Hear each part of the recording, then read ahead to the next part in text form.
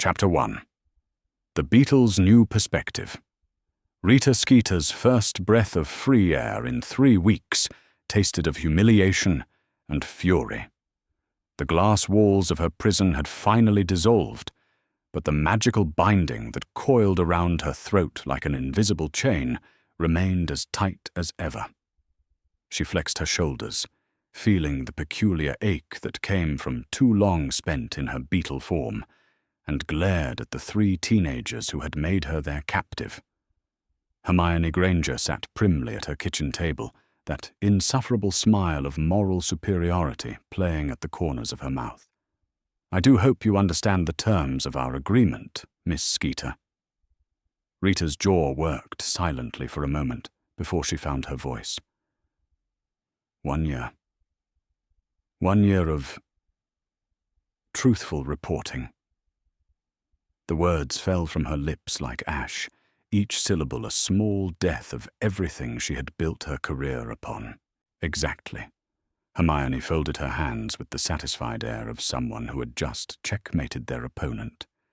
No sensationalism, no fabrication, no twisting of quotes. Just the facts, Miss Skeeter. I'm sure it will be a refreshing change for you.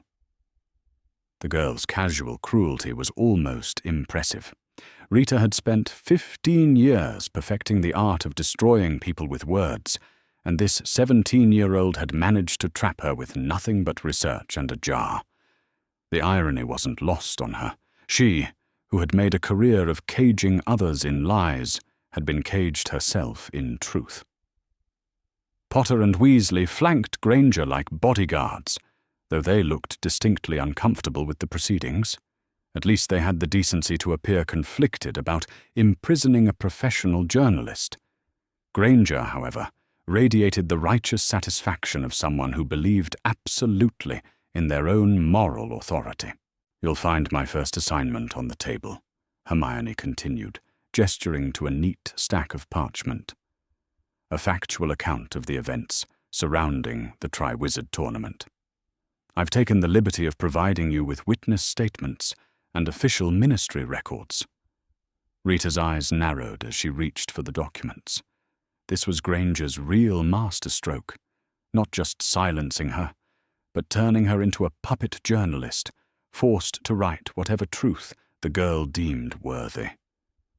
She scanned the first page and felt her breath catch. The witness statement was from Barty Crouch Jr. himself, taken under veritaserum just hours before his soul was consumed by Dementor's kiss. Rita had heard whispers of such a confession, but the ministry had buried it so thoroughly that even her best sources claimed it didn't exist. Yet here it was, in Granger's neat handwriting, every damning detail preserved. "Where did you get this?" Rita demanded, her professional instincts finally overriding her wounded pride. "Research," Hermione said simply. "Something you might try sometime." Rita read on, her pulse quickening despite herself. Crouch's confession detailed months of preparation, surveillance of Hogwarts security, manipulation of the Goblet of Fire, and most disturbing of all, extensive knowledge of Dumbledore's daily routines and habits, knowledge that should have been impossible for an escaped prisoner to acquire. "He knew too much," Rita murmured, almost to herself. "About the castle, about the tournament protocols, about what Dumbledore was planning." Potter interrupted quietly. It was the first time he'd spoken since Rita's release, and there was something hollow in his voice that made her look up sharply. "That's what you're thinking, isn't it?" Rita studied the boy's face.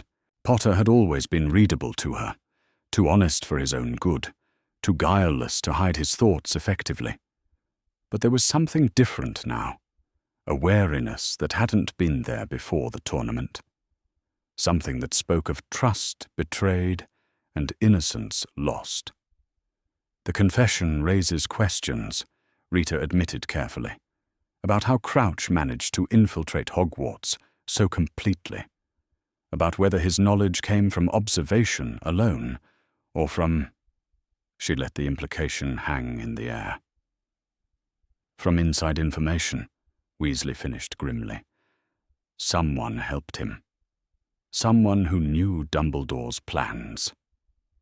Hermione shot her friends a warning look, but Rita's mind was already racing. This wasn't the story of a mad Death Eater's scheme. This was something far more complex. Something that might actually be worth telling, even under the constraints of absolute truth. She thought of her career, built on a foundation of half-truths and spectacular lies. The Quick Quotes quill had been her greatest tool, spinning conversations into scandals, transforming mundane events into front-page sensations. She had made herself indispensable to the Daily Prophet, not through accuracy, but through entertainment, through giving readers the stories they wanted to hear, regardless of whether those stories were real. And now, forced to abandon everything she had perfected, Rita found herself staring at documents that suggested a conspiracy far more intricate than anything she had ever fabricated. The real story, if these papers were authentic, was more shocking than any fiction she could have devised. "You want the truth about the tournament?" Rita asked, her voice gaining strength. "The whole truth?" "Every word of it," Hermione confirmed. Rita felt something shift inside her chest, a sensation she hadn't experienced in years. It took her a moment to recognize it as professional excitement, not the shallow thrill of finding gossip to twist, but the deeper satisfaction of a journalist scenting genuine corruption. She had spent decades using her beetle form to spy on private conversations, gathering secrets she could weaponize for her own advancement. But what if she used those same skills for actual investigation? What if she pursued the truth not to destroy it, but to expose it? The thought should have terrified her. Instead, it felt like waking up after a very long sleep. "Very well," Rita said, straightening her spine. "But I work alone. No oversight, no editorial interference. You've bound me to honesty. Now trust that binding to do its work." Hermione hesitated, clearly reluctant to relinquish any control. But Potter leaned forward, something urgent in his expression. "Let her work," he said quietly. "If there really was inside help, we need to know. All of us." Rita gathered the documents against her chest, feeling their weight like a promise. For once in her professional life, she would tell a story exactly as it had happened. She would follow the evidence wherever it led, pursue the truth, however dangerous it proved to be. And if that truth brought down the most powerful wizard in Britain, so be it. She had always prided herself on being an unregistered animagus, slipping between her human and beetle forms to gather secrets others thought safely hidden. But perhaps the real transformation had been this: from someone who distorted the truth for profit to someone who might, finally, be brave enough to print every word of it. The summer stretched ahead of her, thick with possibility and threat. Rita Skeeter had spent her career destroying people with lies. Now she would discover what damage could be done with absolute honesty. It was time to find out what story was worth telling when you could no longer lie. Chapter 2. Crouch's Last Confession.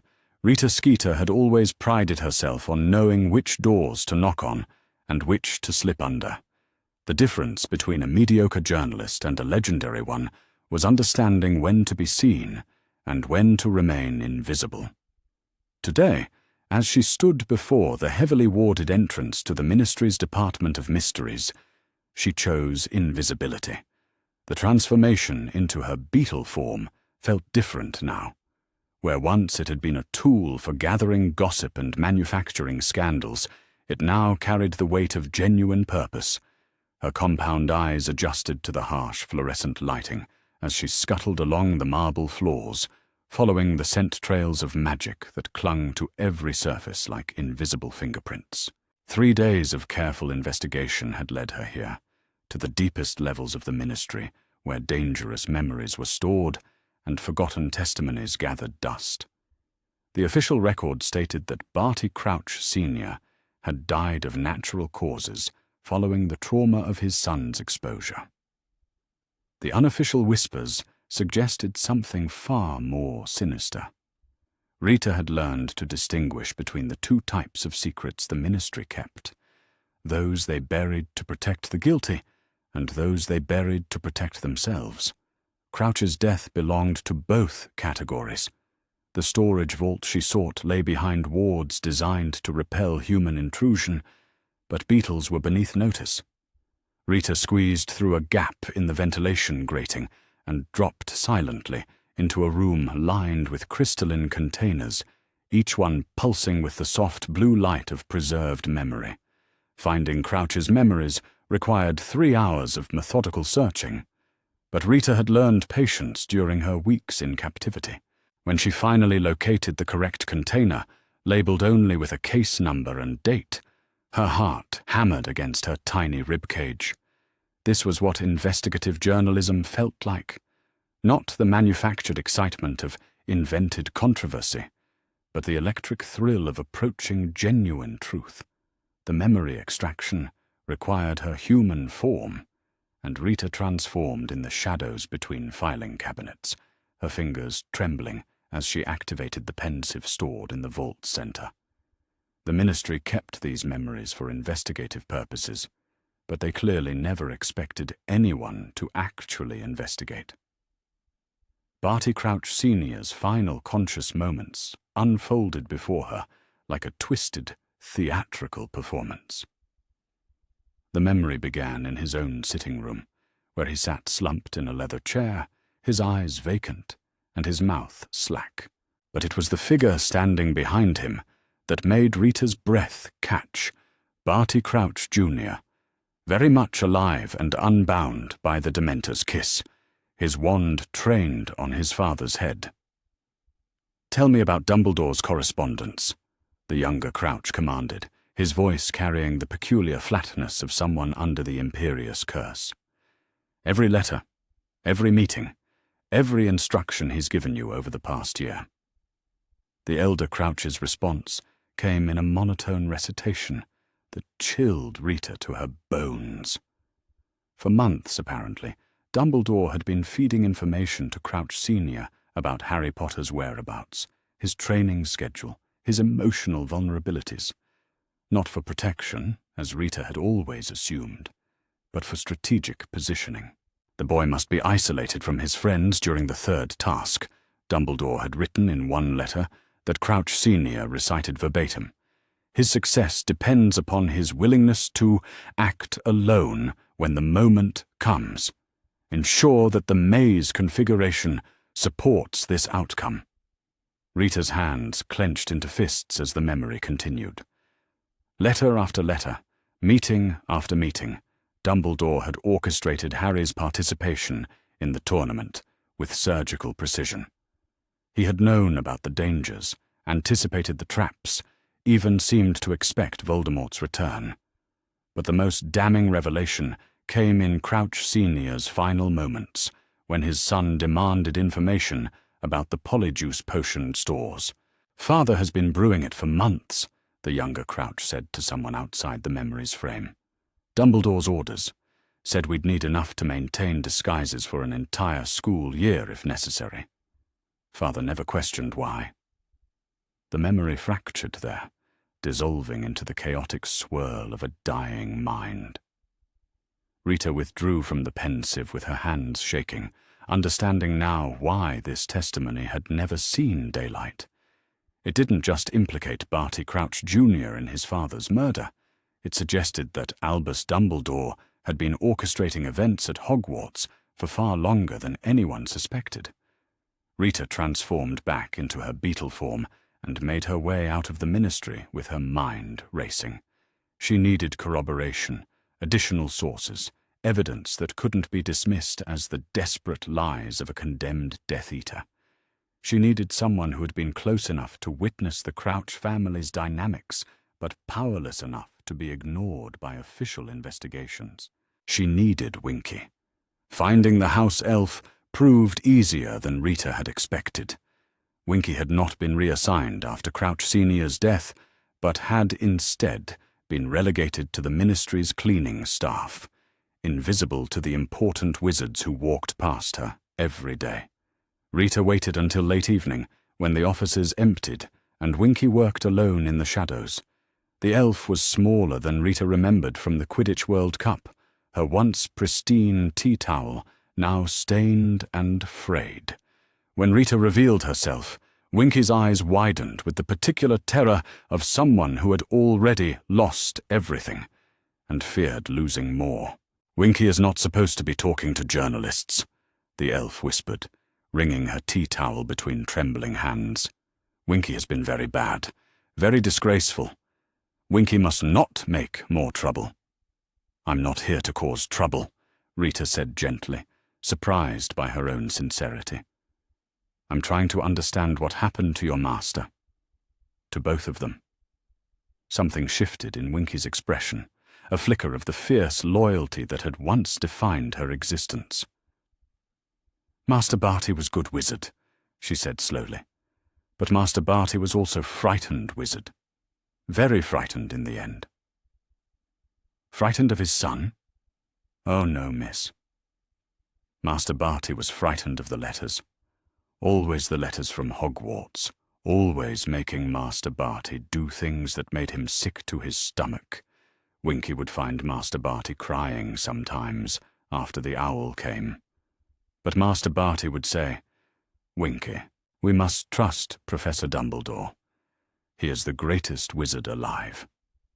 Rita's quill moved steadily across her parchment, capturing every word without embellishment for the first time in her career. "What sort of things did the letters ask him to do?" "Terrible things, miss. Making Master Barty ignore his duties as department head. Making Master Barty look the other way when dark objects came through customs. Making Master Barty sign papers he did not read, papers that freed dangerous wizards from Azkaban." Rita's hand stilled. "Freed them? Who?" "Winky does not know names, miss. But Winky knows that Master Barty would pace his study all night after signing those papers. Winky would hear him muttering, 'For the greater good, for the greater good.' Like it was a prayer he was trying to believe." The phrase hit Rita like a physical blow. She had researched that motto extensively during her years as a journalist, always in connection with Gellert Grindelwald's reign of terror. That Dumbledore would invoke the same philosophy in his correspondence with ministry officials suggested a connection that went far deeper than anyone had suspected. "Winky," Rita said carefully, "did Professor Dumbledore ever visit your master at home?" "Many times, miss. Always late at night, always when Master Barty thought everyone was sleeping. But Winky was never sleeping. Winky was always watching, always listening, because that is what house elves do." "What did they discuss?" Winky's expression grew haunted. "Plans, miss. Terrible plans about the boy who lived. Professor Dumbledore would show Master Barty pictures of Harry Potter, pictures of the boy sleeping and eating and playing with his friends. And Professor Dumbledore would say, 'The boy must be prepared for sacrifice, Barty. Everything depends on his willingness to die when the time comes.'" Rita's blood turned to ice. She had spent years fabricating sensational stories about Harry Potter's supposed arrogance and glory-seeking. But this was something else entirely. This was the systematic preparation of a child for martyrdom. "Did your master ever protest?" "Master Barty tried once, miss." Winky remembers because it was the only time she ever heard Master Barty raise his voice to Professor Dumbledore. Master Barty said, "He's just a boy, Albus. Surely there must be another way." And Professor Dumbledore said, Winky's voice dropped to barely a whisper. Professor Dumbledore said, "There are prices that must be paid for peace, Barty. Some sacrifices are necessary to prevent greater suffering. Would you rather see thousands die to save one child?" Rita closed her eyes, feeling sick. The Triwizard Tournament hadn't been hijacked by Barty Crouch Jr. It had been designed from the beginning as a testing ground, a way to measure Harry Potter's readiness for whatever fate Dumbledore had planned for him. Every danger the boy had faced, every near-death experience, had been calibrated to push him closer to accepting his own expendability. "Winky, why didn't you tell anyone this before?" The elf's shoulders sagged. "Who would believe House Elf, miss? And after Master Barty died, after young Master Barty was kissed by Dementors, who was left to tell? Winky tried to speak to Madam Bones, but she said Winky was grieving, that Winky was imagining things, so Winky stopped trying." Rita looked at this broken creature who had witnessed decades of corruption and manipulation, dismissed because her testimony came wrapped in the powerless form of a house elf. How many others like Winky existed, carrying pieces of the truth that no one wanted to hear? "Would you be willing to make a formal statement?" Rita asked. "Under oath, with veritaserum if necessary." Winky's eyes filled with tears. "Winky has been waiting for someone to ask that question for very long time, miss. Yes, Winky will tell the truth about her masters, all of it." As Rita prepared to leave, her mind was already organizing the story that would emerge from these revelations. This wasn't just about the Triwizard Tournament anymore.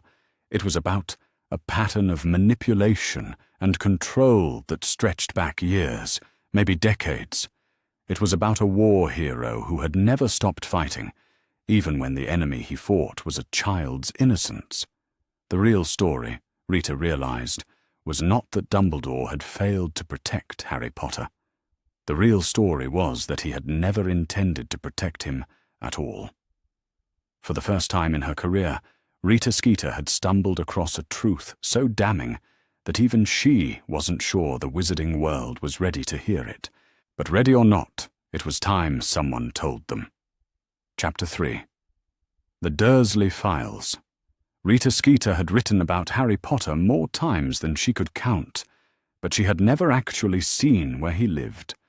The realization struck her as profoundly shameful as she stood at the end of Privet Drive, studying the row of identical houses that epitomized Muggle suburban conformity. For years, she had crafted elaborate fictions about the boy who lived's pampered upbringing, imagining him spoiled by grateful relatives and surrounded by luxury.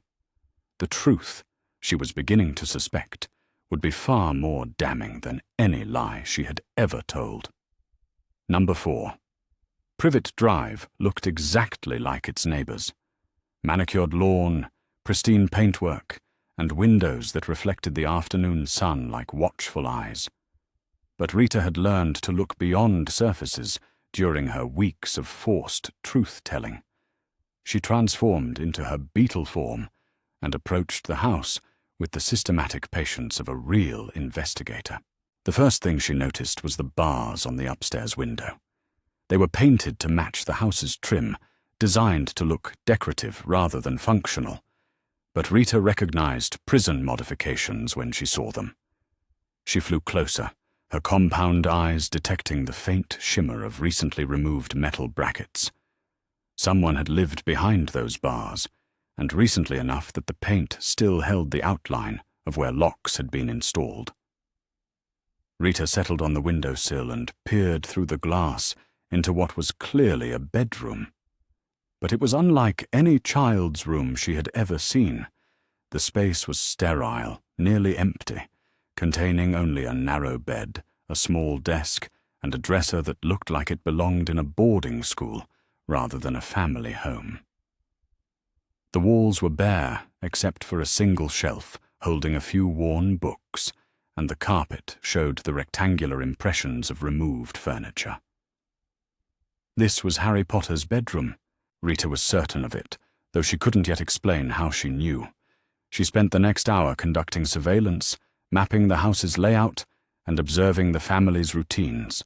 The Dursleys moved through their home like actors performing a well-rehearsed play, Vernon reading his newspaper in precise silence, Petunia arranging flowers with military efficiency, and their son Dudley sprawled across furniture with the casual entitlement of someone who had never been denied anything.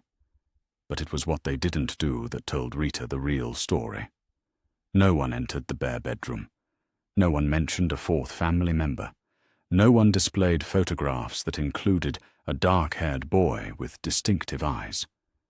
Harry Potter had been erased from this house as thoroughly as if he had never existed. Rita flew to the neighboring properties, seeking a vantage point for broader observation. It was there, perched on Mrs. Figg's garden gate, that she noticed the watching woman in the window. Arabella Figg stood behind her lace curtains, with the stillness of someone maintaining a long vigil, her eyes fixed on number 4, with an intensity that spoke of professional surveillance rather than neighborly curiosity. The recognition hit Rita like a thunderbolt. Mrs. Figg wasn't just Harry's eccentric neighbor. She was his watcher, his guard, his monitor. Rita waited until evening before approaching Mrs. Figg's door in human form, her press credentials at the ready. The woman who answered was smaller than Rita had expected, with steel-grey hair and clothes that deliberately proclaimed harmlessness, but her eyes held the sharp intelligence of someone who had been keeping dangerous secrets for a very long time. "Miss Skeeter," Mrs. Figg said, before Rita could introduce herself. "I've been expecting you." The admission caught Rita off guard. "You have? Dumbledore told me someone would come eventually. Someone who would ask the right questions." Mrs. Figg stepped aside, gesturing Rita into a sitting room that smelled of cats and old tea. "He said when that day came, I should tell the truth. All of it." Rita settled into an armchair surrounded by watching felines, her quill poised over fresh parchment. "How long have you been watching Harry Potter?" "Since he was 15 months old," Mrs. Figg replied without hesitation. "Since the night Dumbledore left him on his relative's doorstep like a parcel." "You were there." "I was already here.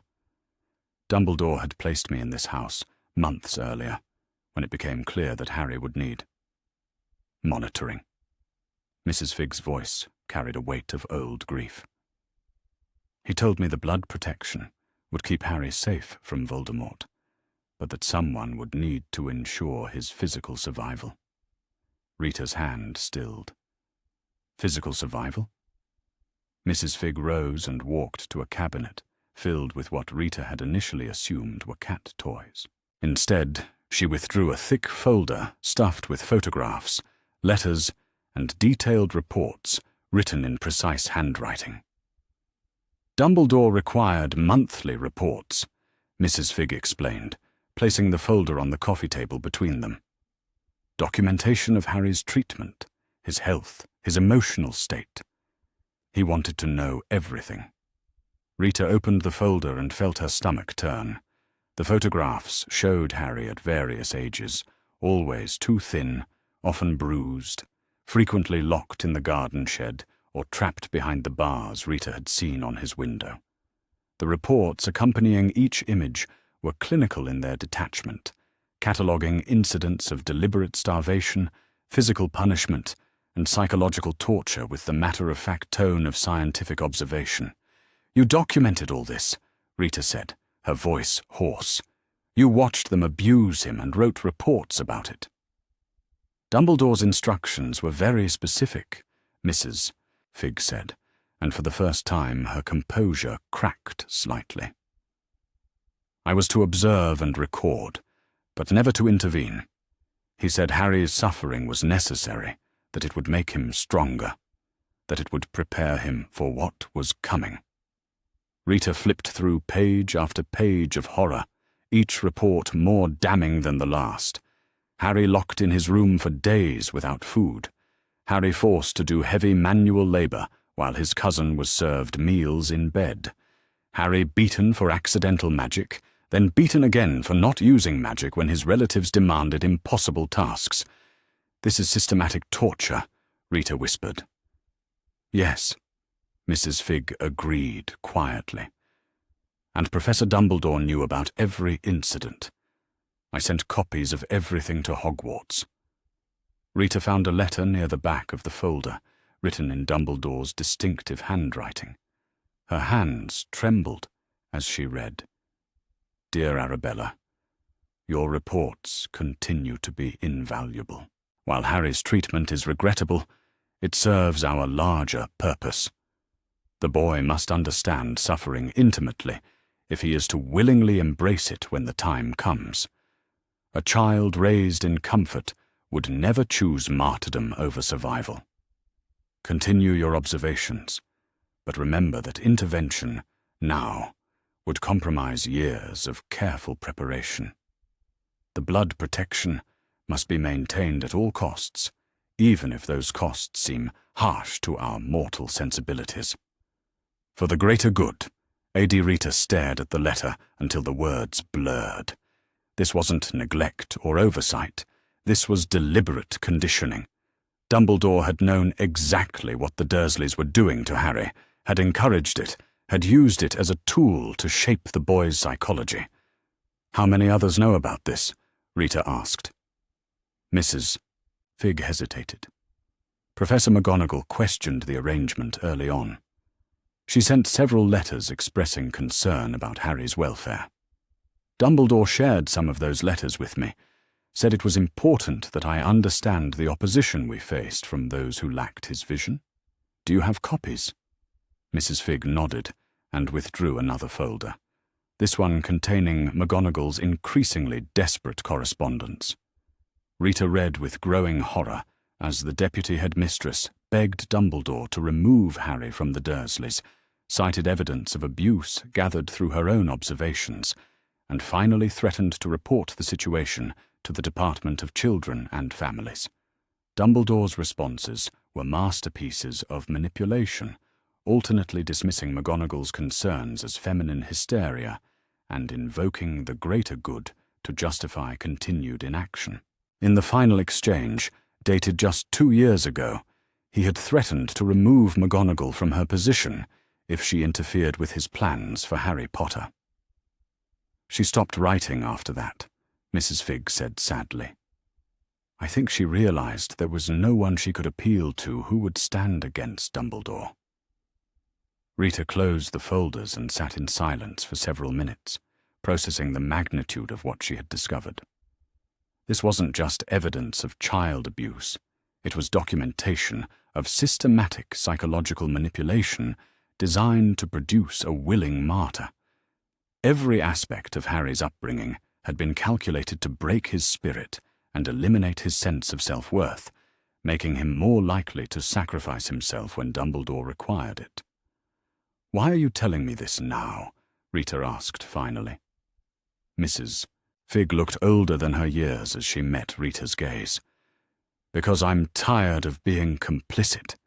Because I've watched that boy suffer for 14 years and done nothing to help him. Because maybe, if the truth comes out, other children won't have to endure what Harry has endured. Dumbledore will destroy you for this. Probably, Mrs. Fig agreed. But I'm old, Miss Skeeter, and I've lived too long with this weight on my conscience. At least this way, when I die, I'll know I finally chose the right side. Rita gathered the folders against her chest, feeling their physical weight as a reminder of the story they contained. She had uncovered evidence of a conspiracy that went far beyond tournament manipulation or ministry corruption. This was about the systematic destruction of a child's soul in service of a cause he had never chosen to support. For the first time in her career, Rita Skeeter understood the true responsibility that came with possessing dangerous truth. She held in her hands the power to bring down the most respected wizard in Britain, to expose decades of calculated cruelty hidden behind noble intentions. The question was whether the wizarding world was ready to confront what their greatest hero had done in their name. As she prepared to leave Privet Drive, Rita cast one final look at number 4. Behind those perfectly ordinary walls, a boy had been systematically broken and rebuilt into a weapon designed for self-destruction. The blood protection that Dumbledore valued so highly had come at the cost of everything else that mattered: safety, love, childhood, hope. The real story of Harry Potter wasn't about a chosen hero rising to meet his destiny. It was about a child being carefully prepared for slaughter by the adults who claimed to love him. And Rita Skeeter was finally ready to tell the world exactly what that preparation had cost. Chapter 4. The Potions Master's Double Life. Rita Skeeter had never particularly liked Severus Snape. During her years of manufacturing scandals at Hogwarts, she had found him disappointingly difficult to provoke, too controlled, too suspicious, too skilled at recognizing when someone was trying to manipulate him into saying something damaging. But now, as she stood outside the gates of Hogwarts in the early morning mist, Rita realized she had never tried to understand the Potions Master. She had only tried to use him. The difference, she was learning, mattered more than she had ever imagined. Getting into the castle required patience and careful timing. Rita waited until the summer cleaning crews arrived, then slipped through the gates in her beetle form, riding on a supply cart that trundled toward the servants' entrance. Hogwarts in summer felt different from the bustling school she remembered, emptier, more ancient, heavy with the accumulated weight of centuries of secrets. Rita's destination was the portrait gallery, where the paintings of former headmasters maintained their eternal vigil over the castle's history. If anyone knew the truth about Severus Snape's recruitment and loyalties, it would be the portraits who had witnessed decades of Dumbledore's private conversations. She found what she was looking for in a dusty corridor near the potions dungeon, a portrait of Everard Proudfoot, who had served as headmaster from 1956 to 1974. According to her research, Proudfoot had been in office during Snape's student years and the early period of Voldemort's rise to power. "Excuse me," Rita said to the painted figure, who looked up from a book he had been reading, with the bemused expression of someone unaccustomed to visitors. "A journalist," Proudfoot observed, noting her press badge with the weary recognition of someone who had dealt with the press before. "Let me guess. You're here about Black's escape, or Potter's tournament troubles, or some other manufactured crisis?" "I'm here about Severus Snape," Rita replied, "and I think you'll find my questions are anything but manufactured." Something shifted in Proudfoot's expression. He set aside his book and leaned forward with sudden interest. "Ah, someone has finally come asking about that, have they? I was wondering when it might happen. What do you know about his recruitment as a spy?" Proudfoot was quiet for a long moment, his painted eyes distant with memory. "I know that Albus Dumbledore destroyed a young man's soul and called it salvation. I know that he took a broken boy's guilt and twisted it into a weapon more effective than any curse.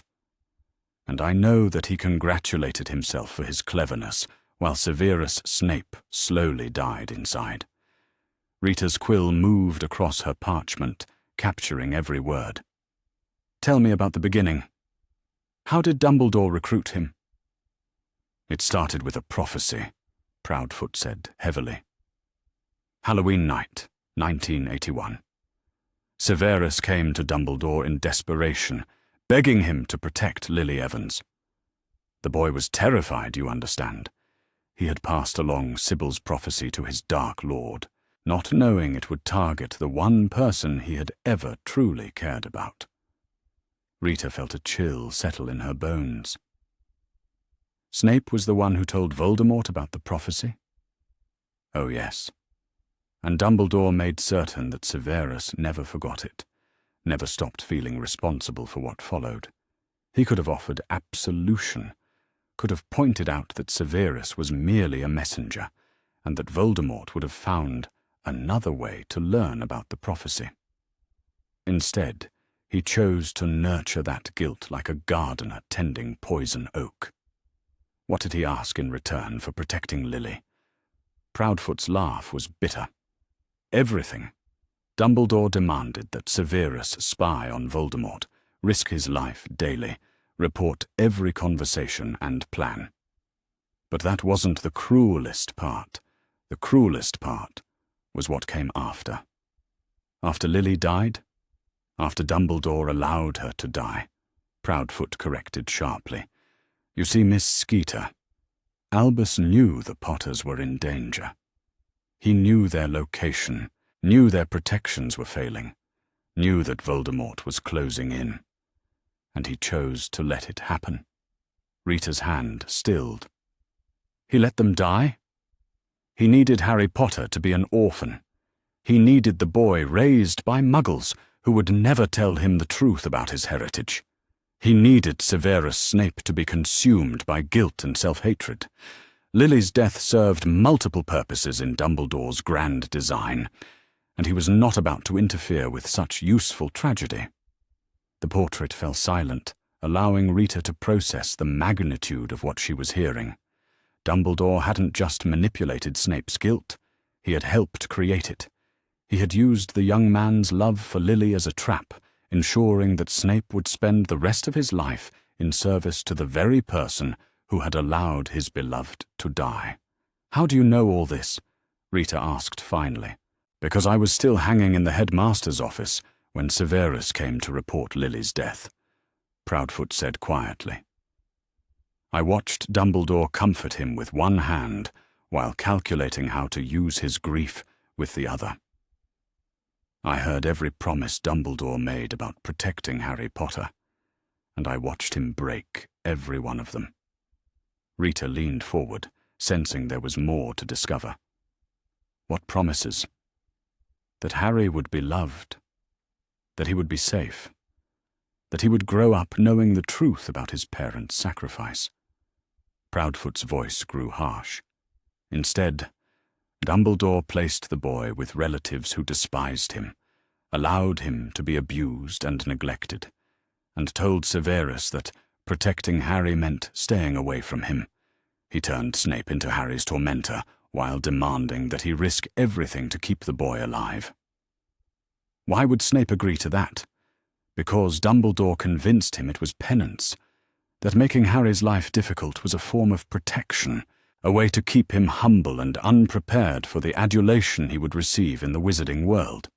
Dumbledore told Severus that kindness would make Harry weak, that hatred would make him strong, and Severus, consumed by guilt and desperate for any form of absolution, believed him.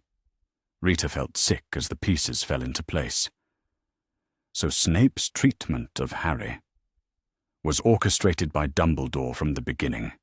Every cruel comment, every unfair punishment, every moment of humiliation, all of it served to shape Harry Potter into the kind of boy who would willingly sacrifice himself when the time came.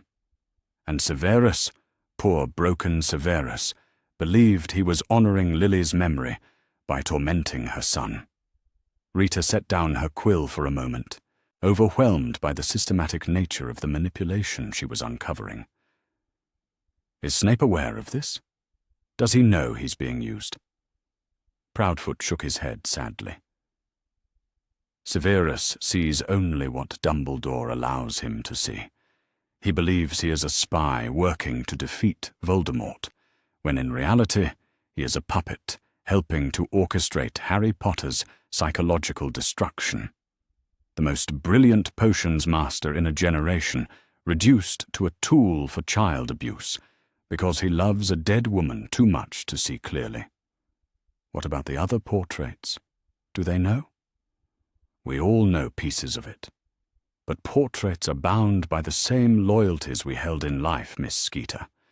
Most of my colleagues admired Dumbledore too much to question his methods, even when those methods became monstrous.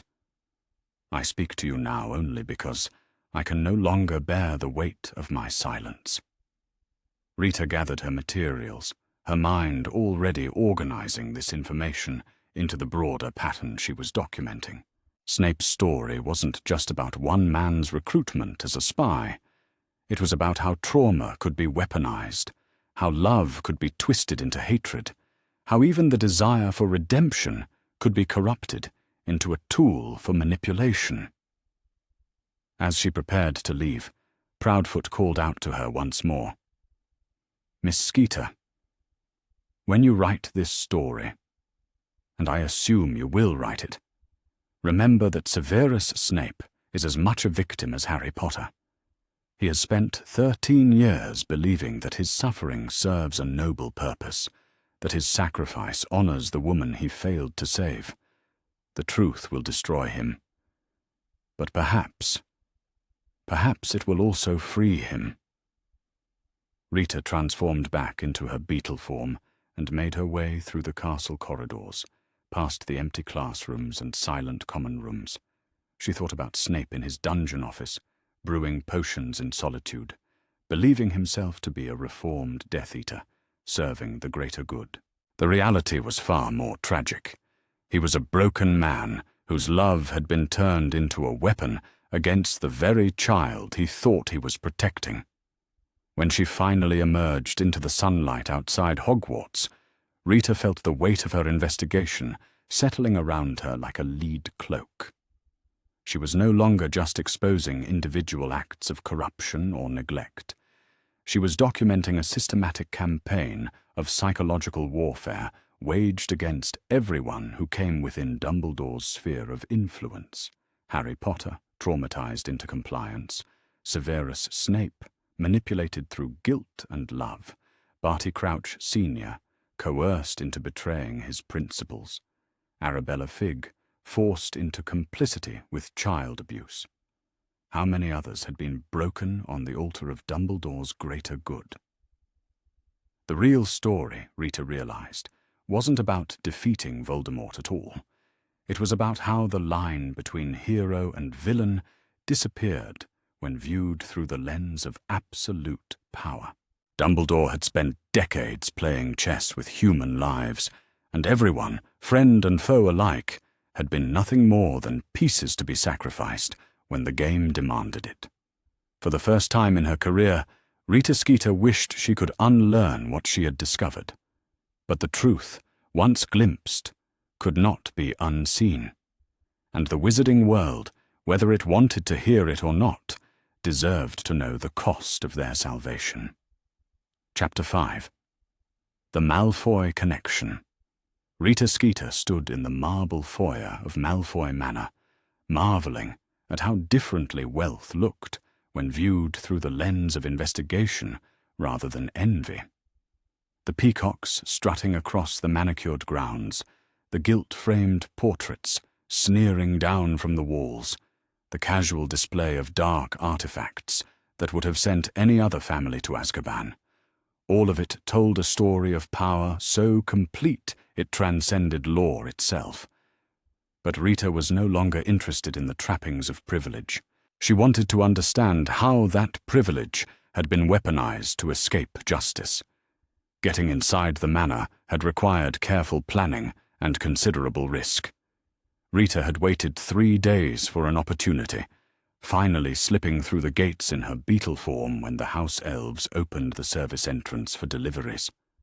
Now, transformed back to human shape in an unused drawing room, she began her systematic exploration of the Malfoy family's secrets. The study she sought lay behind oak doors carved with serpents, their emerald eyes seeming to track her movement as she picked the lock with tools she had learned to use during her weeks of genuine investigation. Inside, shelves lined with leather-bound volumes stretched from floor to ceiling, but Rita was more interested in the desk that dominated the center of the room. Lucius Malfoy's correspondence told a story of corruption that stretched back over a decade. Rita rifled through drawer after drawer of letters, finding evidence of bribery, intimidation, and influence peddling that painted a picture of systematic manipulation of wizarding justice. But it was the collection of documents in the bottom drawer, sealed with a preservation charm, that made her blood run cold. They were immunity agreements, signed by ministry officials and countersigned by Albus Dumbledore himself.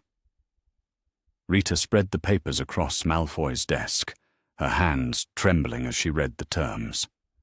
In exchange for information regarding Death Eater activities and future cooperation in matters of national security, Lucius Malfoy had been granted a full pardon for his actions during the First War.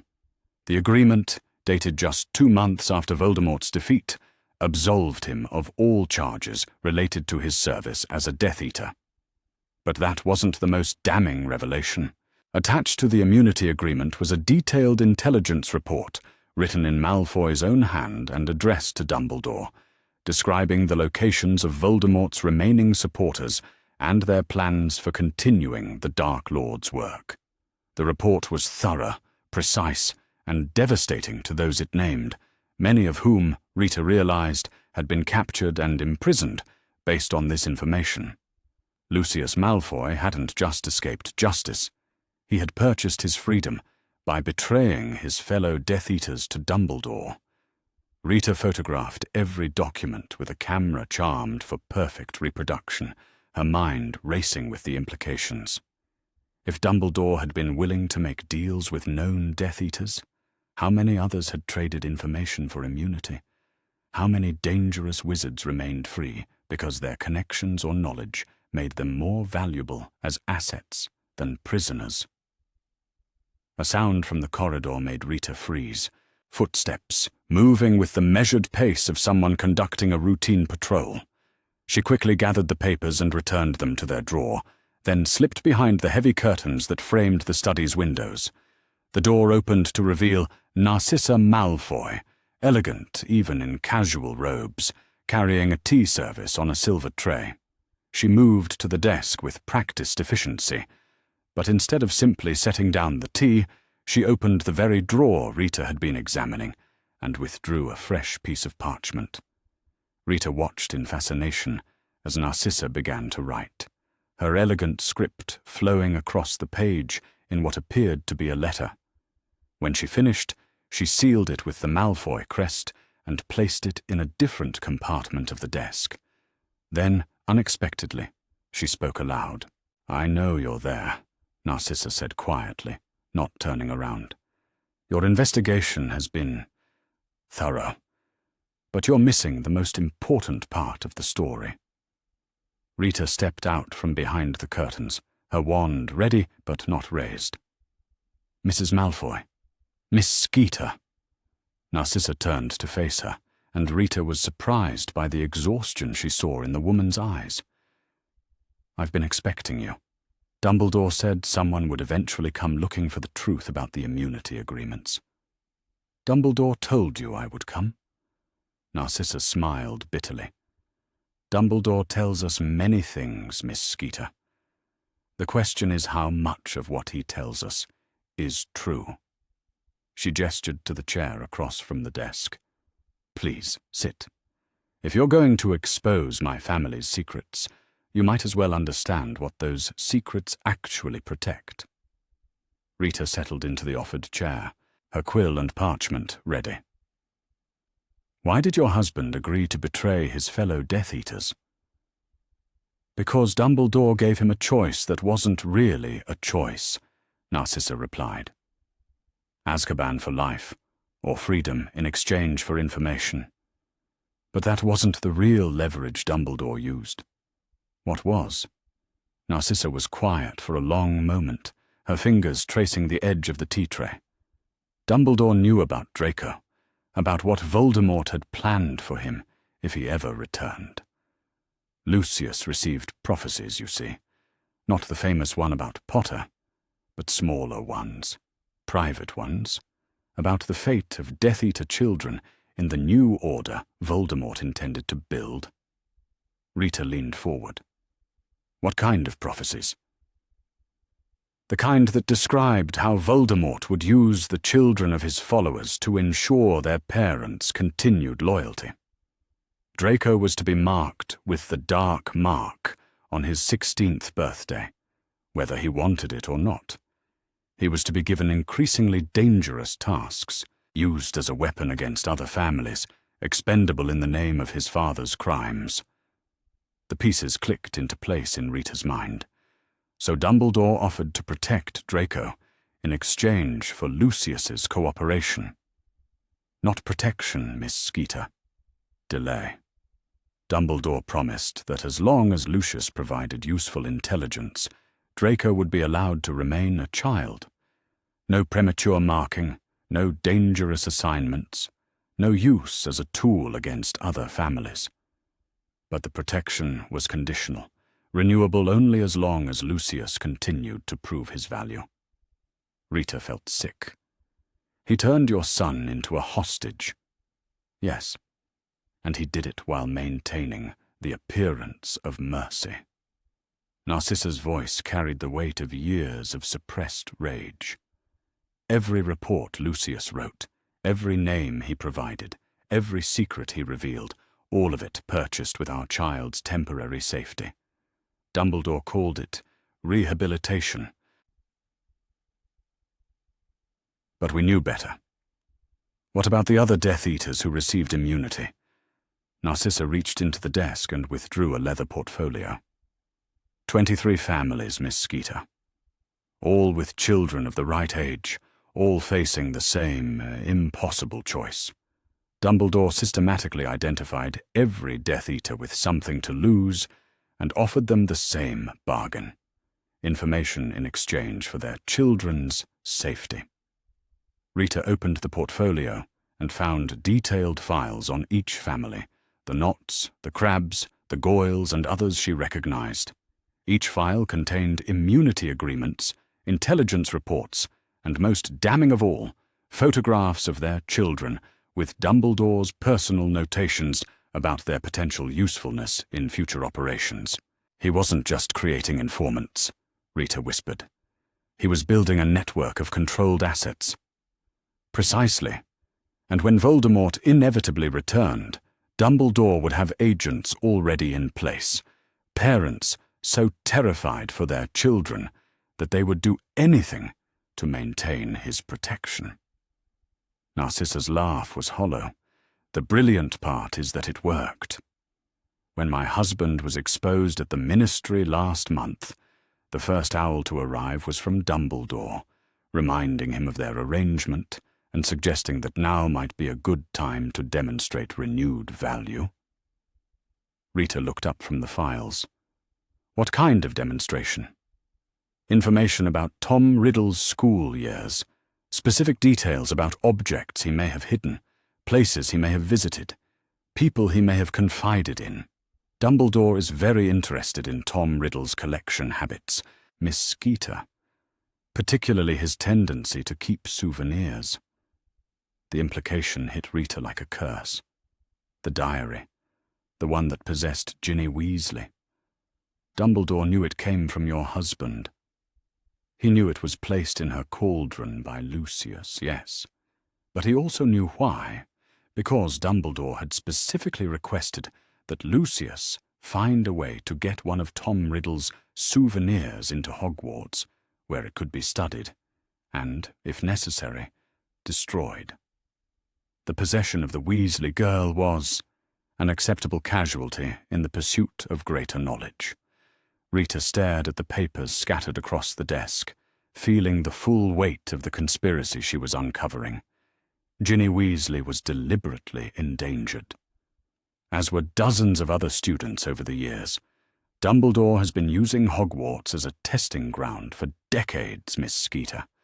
The Chamber of Secrets, the Philosopher's Stone, the Triwizard Tournament, all of them opportunities to study Tom Riddle's methods while training potential assets for future use.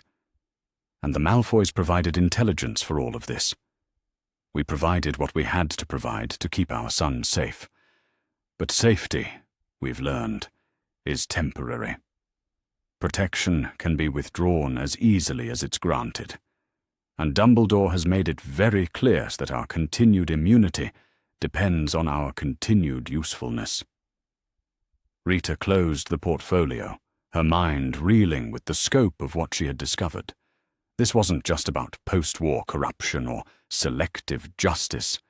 This was about the systematic creation of a shadow network of coerced collaborators, all bound to Dumbledore through fear for their children's safety. "Why are you telling me this?" Rita asked finally. Narcissa met her gaze steadily. "Because I'm tired of being afraid. Because I want my son to grow up in a world where protection doesn't come with a price, where safety doesn't require perpetual servitude. And because I think the wizarding world deserves to know what their greatest hero has done in their name." As Rita prepared to leave Malfoy Manor, she carried with her the most damning evidence yet of Dumbledore's methods. He hadn't just defeated Voldemort, he had systematically dismantled the Death Eater network and rebuilt it under his own control, using the same fears and loyalties that had once served the Dark Lord to serve his own vision of the greater good. The real war, Rita realized, had never ended. It had simply changed management. Chapter 6.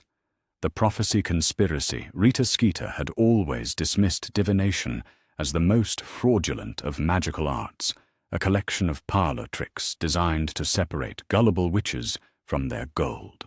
But as she sat in the dusty tower that housed Professor Trelawney's office, surrounded by crystal balls and tea leaves, Rita found herself confronting the possibility that prophecy was not just real, but dangerously malleable in the hands of those who knew how to interpret it.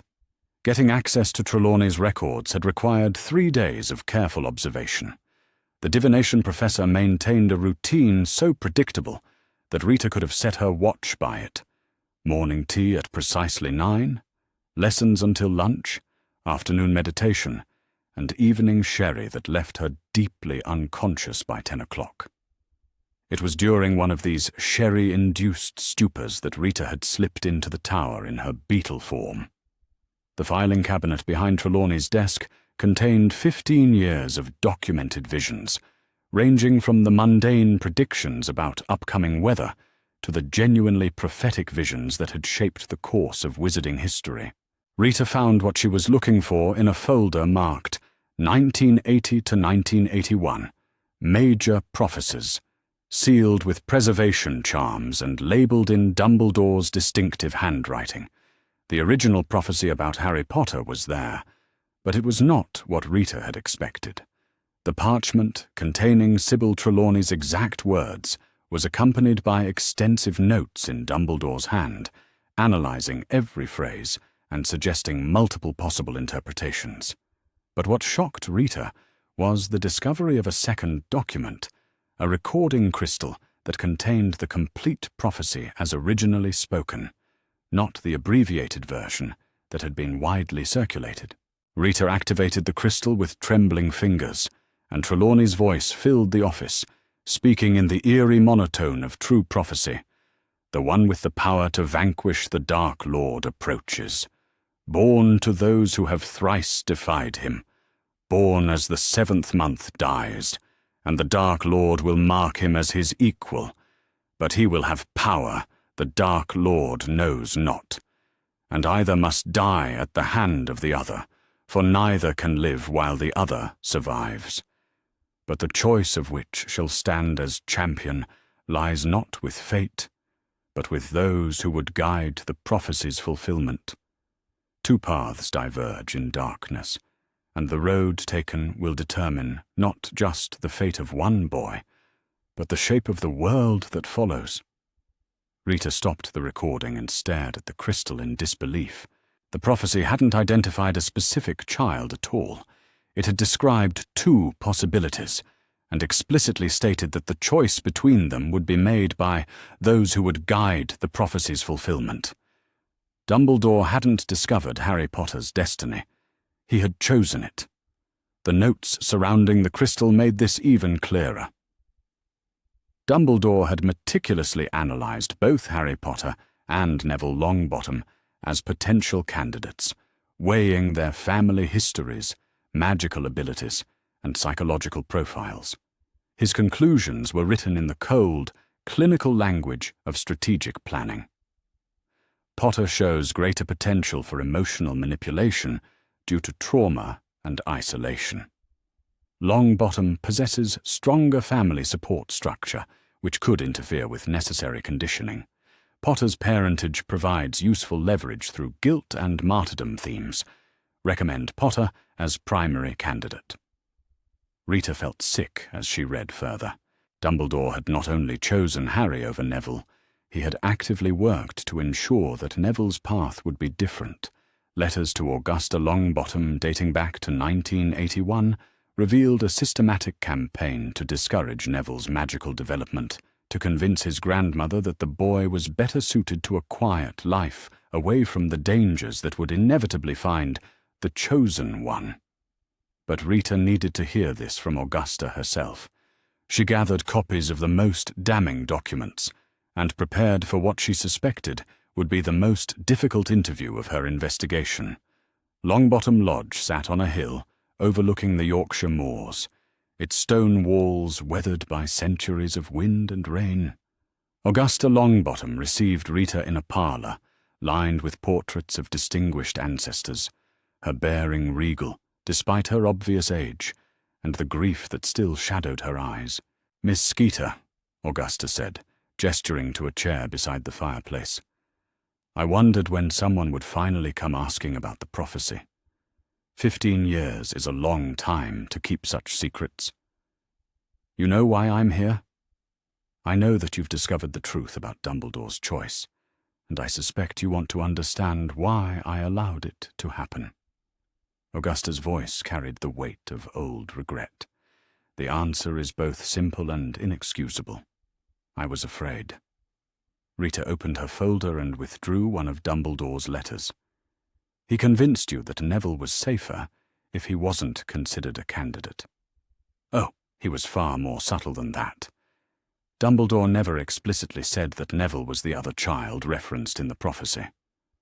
Instead, he spoke in hypotheticals, discussing the burden that would fall on any family whose child was marked by fate for such a terrible destiny. He painted pictures of lives destroyed by destiny, of children who never got to experience normal childhoods because they carried the weight of the world on their shoulders." Augusta paused, staring into the flames. And then he would mention, almost casually, how fortunate it was that the prophecy seemed to point clearly to young Harry Potter, whose circumstances already marked him as the obvious choice. How sad it would be if there were any confusion about the prophecy's meaning, any doubt that might put other children at risk. "So you agreed to keep Neville away from the spotlight?" "I agreed to protect my grandson from a fate that would have destroyed him. Neville was fragile after what happened to his parents. The idea of him facing Voldemort, of carrying the responsibility for defeating the most dangerous Dark Lord in history, it seemed impossible. Harry Potter, tragic though his circumstances were, seemed better equipped for such a burden." Rita leaned forward, understanding dawning.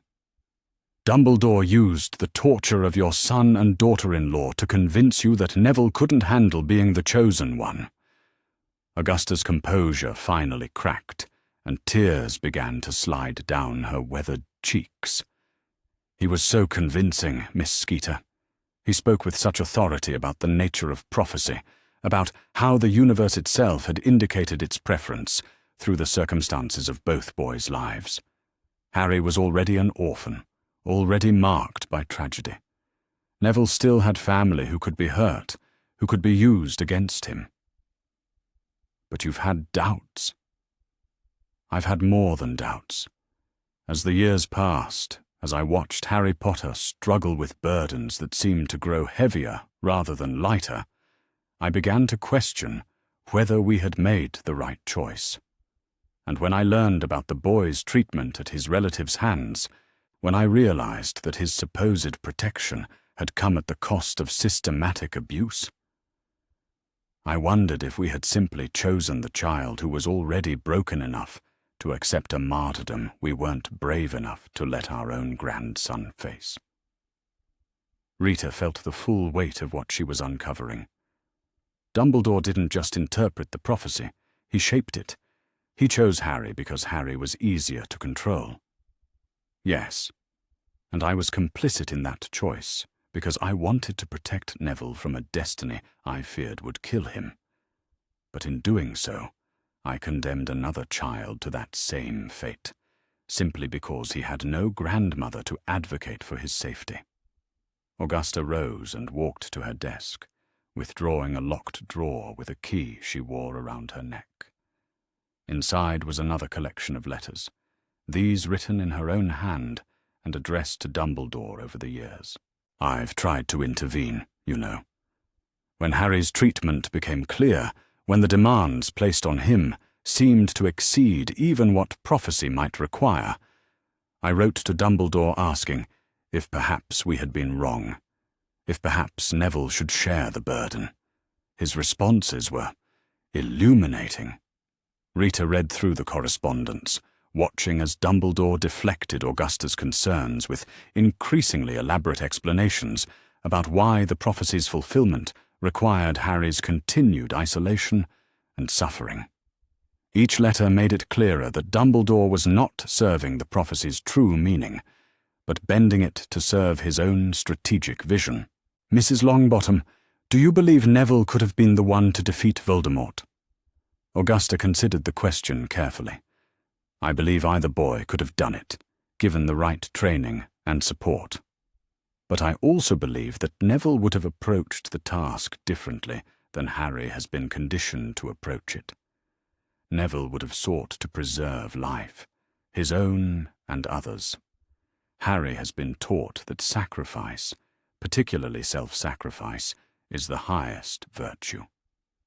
And that difference mattered to Dumbledore? It mattered because Dumbledore's vision of victory has always required sacrifice. Not just the defeat of Voldemort, but the reshaping of wizarding society according to his own beliefs about justice and power. A hero who preserved life might preserve the wrong lives. A hero who was willing to die might be willing to take others with him in the name of the greater good. Rita closed the letters and sat back in her chair, overwhelmed by the implications. So the prophecy was never really about fate at all. Prophecies rarely are, Miss Skeeter. They're about choices, the choices made by those with the power to interpret divine will and the authority to enforce their interpretations. Dumbledore didn't discover Harry Potter's destiny. He created it. And all of us who could have challenged that creation chose safety over truth, protection over justice. As Rita prepared to leave Longbottom Lodge, Augusta walked her to the door, moving with the careful steps of someone carrying a burden too heavy for her aging frame. Miss Skeeter, when you write this story, I want you to include something I should have said years ago. I'm sorry. I'm sorry to Harry Potter, who deserved advocates and protectors instead of manipulators and taskmasters. I'm sorry to my own grandson, who has spent 15 years believing himself a failure because he wasn't chosen for a destiny that was never truly his to claim or refuse. And I'm sorry to everyone who trusted Dumbledore to serve the prophecy when he was actually using it to serve himself. The drive back to London gave Rita time to process the full scope of what she had learned.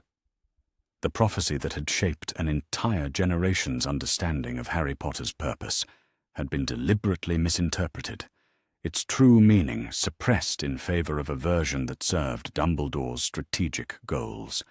2 boys had been marked by that choice, one condemned to martyrdom, the other to a lifetime of believing himself inadequate. But the real revelation was about the nature of prophecy itself. Rita had always assumed that prophetic visions were immutable, that they revealed fixed futures that had to be accepted rather than chosen. Instead, she was discovering that prophecies were tools, powerful, dangerous tools that could be wielded by those clever enough to control their interpretation and ruthless enough to enforce their fulfillment. The wizarding world believed that Harry Potter had been chosen by fate to defeat Voldemort. The truth was far more disturbing.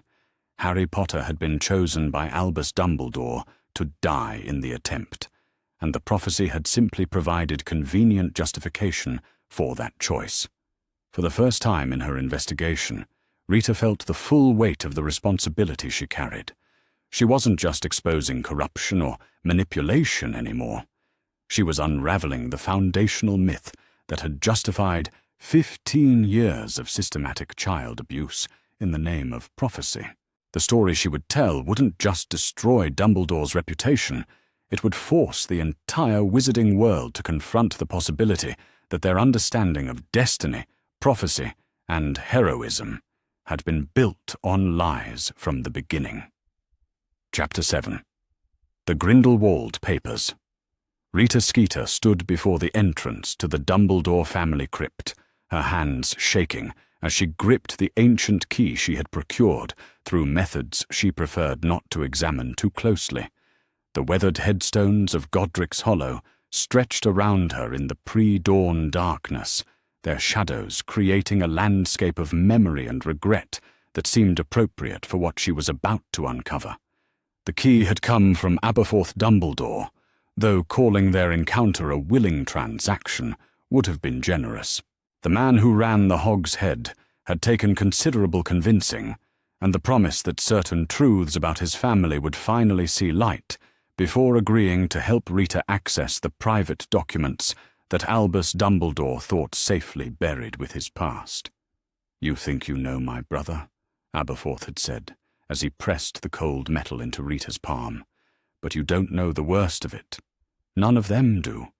They see the benevolent headmaster, the defeater of dark wizards, the champion of the light. They don't see the boy who fell in love with everything Grindelwald represented, and spent the rest of his life trying to prove he could implement those same ideas better than his first love ever did." Now, descending stone steps that hadn't been disturbed in decades, Rita wondered if she was finally approaching the core of the mystery that had consumed her summer. The Dumbledore family crypt was larger than she had expected, its walls lined with memorial plaques and storage chambers that spoke of a lineage stretching back centuries. But it was the sealed chamber at the far end, warded with magic that hummed with protective energy, that drew her attention. The key opened more than just a lock. It dissolved enchantments that had been so carefully maintained for over 50 years. Inside the chamber, Rita found what amounted to a shrine to secrets: stacks of correspondence, personal journals, photographs, and artifacts that painted a picture of Albus Dumbledore that the wizarding world had never been allowed to see. The letters were organized chronologically, beginning with teenage correspondence that made Rita's heart race with anticipation, and ending with documents dated just months before Grindelwald's imprisonment in Nurmengard. What emerged from the papers was not just evidence of a romantic relationship between two of the most powerful wizards in history, but documentation of a collaboration that had shaped both their approaches to power in ways that echoed through decades. The earliest letters revealed two brilliant young men intoxicated by their own intellectual superiority and frustrated by what they saw as the mediocrity of the wizarding world around them. Gellert's handwriting was elegant and forceful, while Albus's responses showed a more careful, analytical mind. But both shared a fundamental conviction that they were destined to reshape magical society according to their own vision. "My dearest Albus," one letter began, dated from the summer of 1899, "your latest thoughts on the International Statute of Secrecy are brilliant as always. Yes, the separation between magical and muggle worlds has served its purpose. But as you say, that purpose is no longer relevant. The time approaches when wizards must take their rightful place as guardians of human civilization. The Muggles have proven incapable of governing themselves. 2 great wars in a single century should be evidence enough of that. But I grow impatient with theoretical discussion. Ideas without action are merely entertainment for bored intellectuals. We have the power to reshape the world, beloved. The question is whether we have the courage to seize that power and use it for the greater good.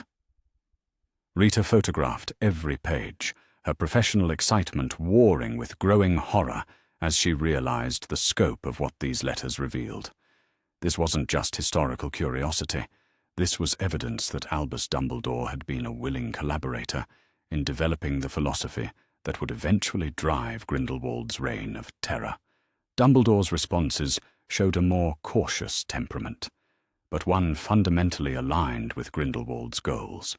Where Gellert was passionate and immediate, Albus was strategic and patient, but both were committed to the same ultimate vision, a world where magical beings ruled over Muggles for the benefit of all.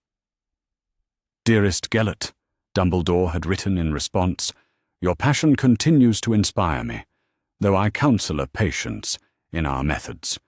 The reshaping of civilization cannot be accomplished through force alone.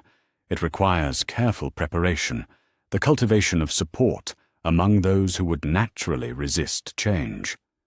We must be gardeners, not conquerors, nurturing the seeds of transformation until they grow strong enough to reshape the landscape. Consider how we might work within existing systems rather than simply overthrowing them. A revolution imposed from without creates martyrs and resistance. But change that appears to emerge organically from within established institutions, such change becomes inevitable, even welcomed by those it ultimately displaces." Rita set down the letter and stared at it, recognition dawning with sickening clarity. This wasn't just historical philosophy. This was the blueprint for everything Dumbledore had done since Grindelwald's defeat. The careful manipulation of institutions, the cultivation of assets within existing power structures, the patient cultivation of circumstances that would allow transformation to appear natural and inevitable. Dumbledore hadn't abandoned Grindelwald's vision when he defeated his former lover. He had simply refined the methodology. The later correspondence confirmed this realization in ways that made Rita feel physically ill.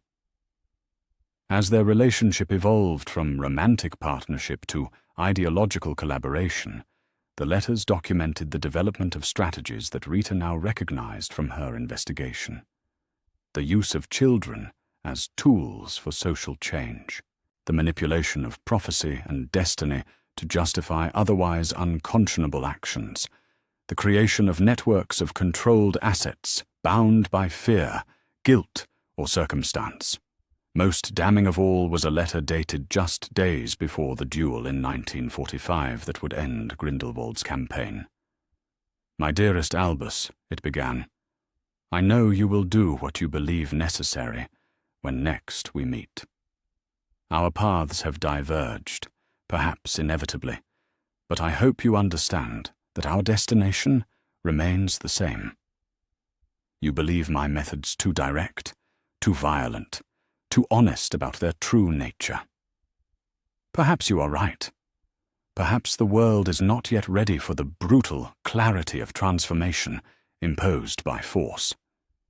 But consider, when you have defeated me and taken up the burden of reshaping magical civilization yourself, whether your gentler methods will truly produce different results.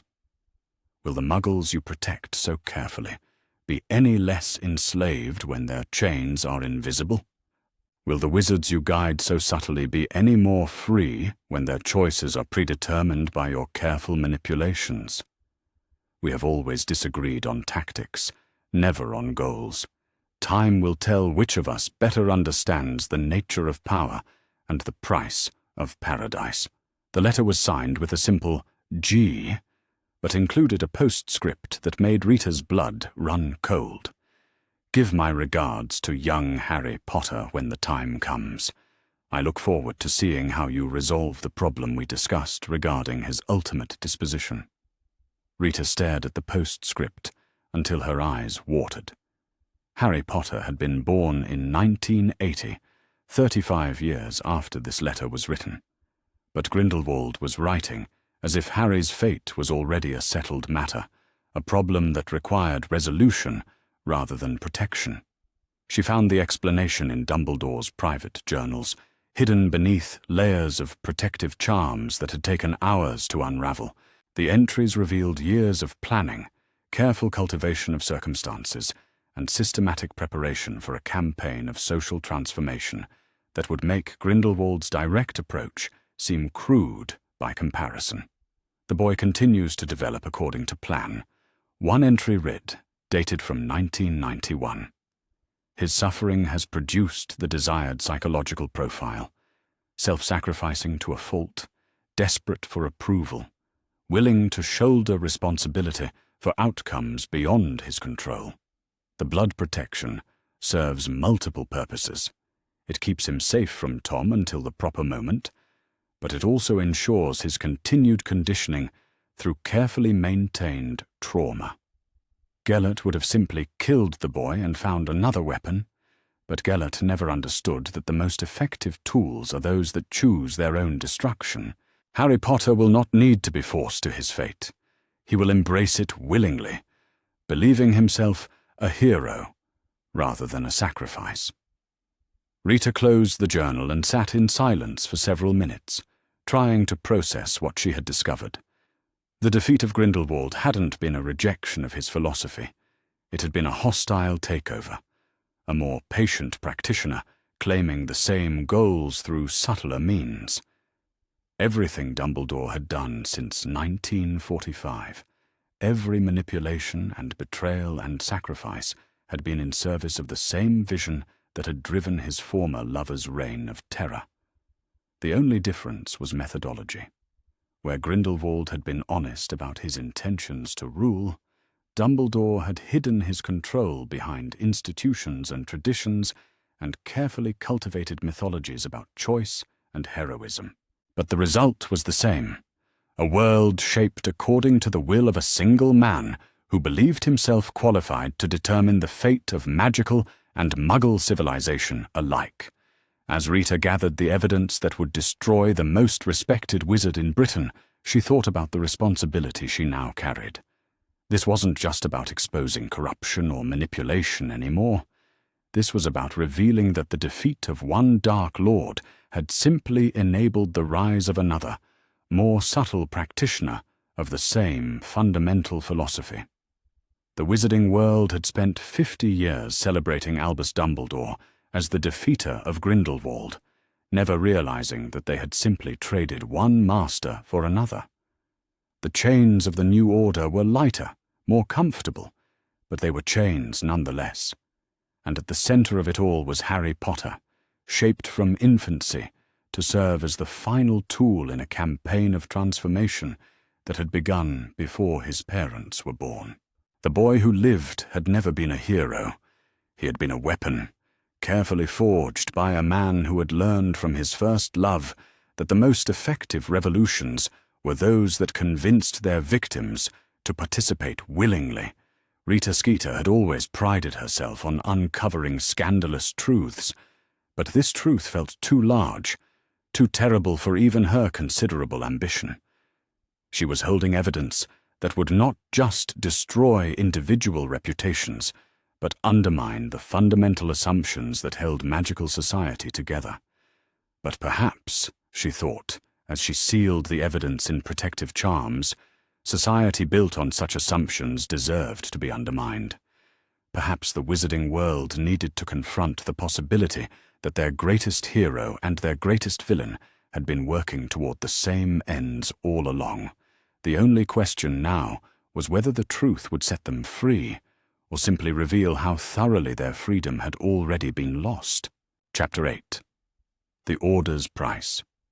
Rita Skeeter had always assumed that resistance movements were born from noble defiance, groups of brave individuals choosing to stand against tyranny despite the personal cost.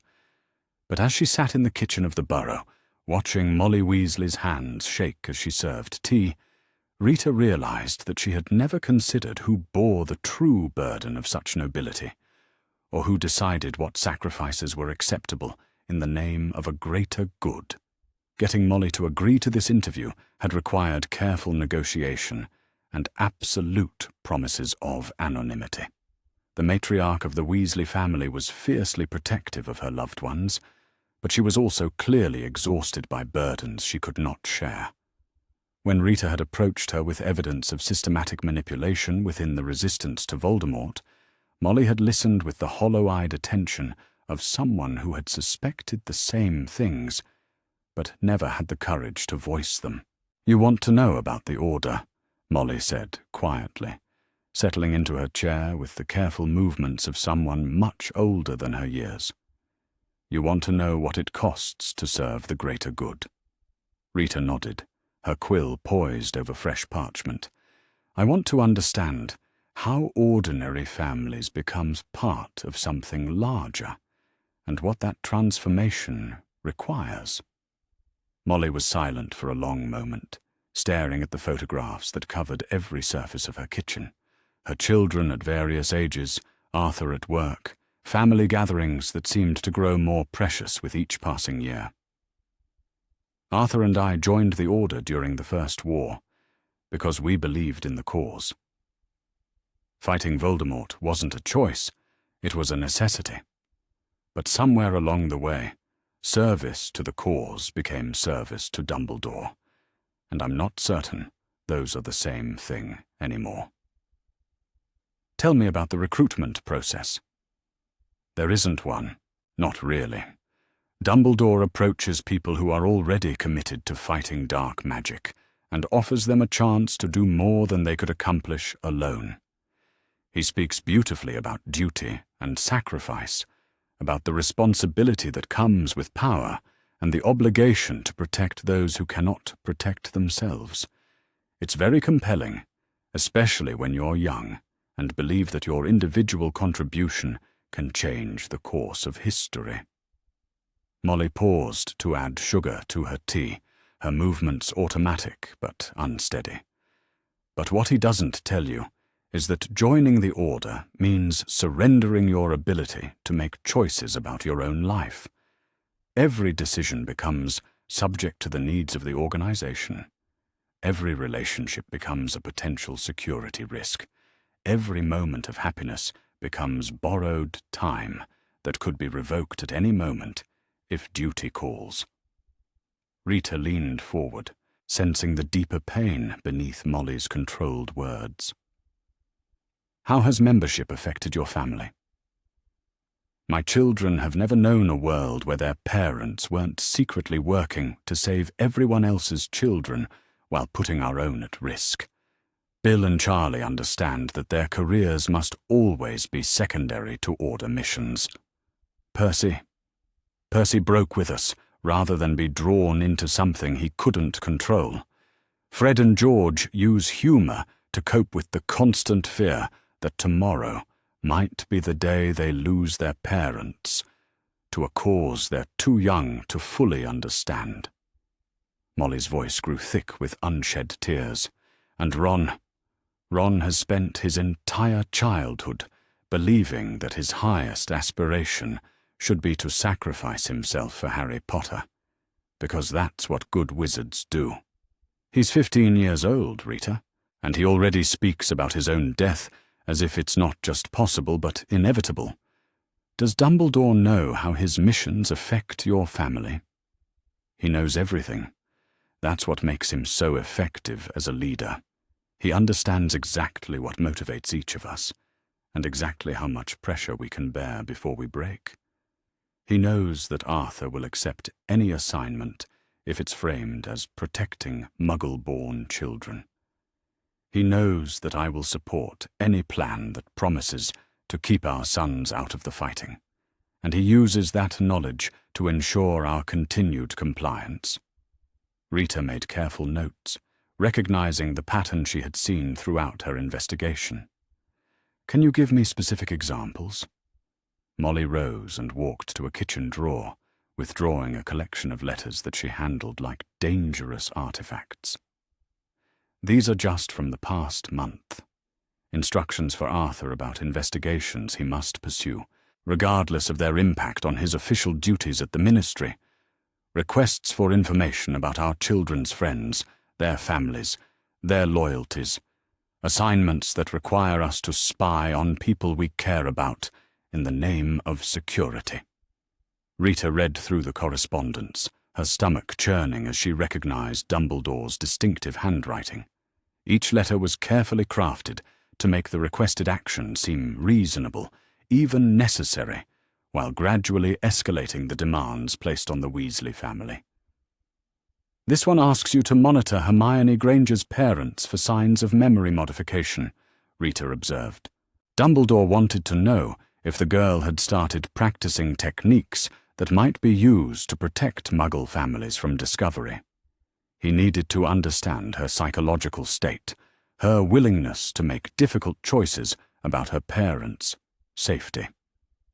So he asked me to observe her family during their summer visits to Diagon Alley, to report on their behavior and any signs that Hermione might be preparing them for some kind of separation.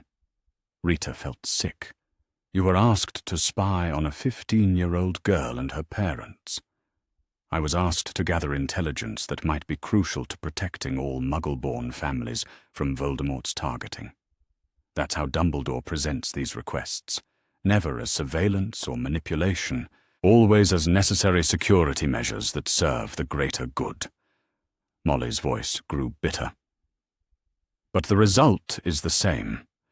I watched that young girl struggle with impossible choices about her family's safety, while reporting her emotional state to someone who was planning to use that vulnerability as a strategic asset.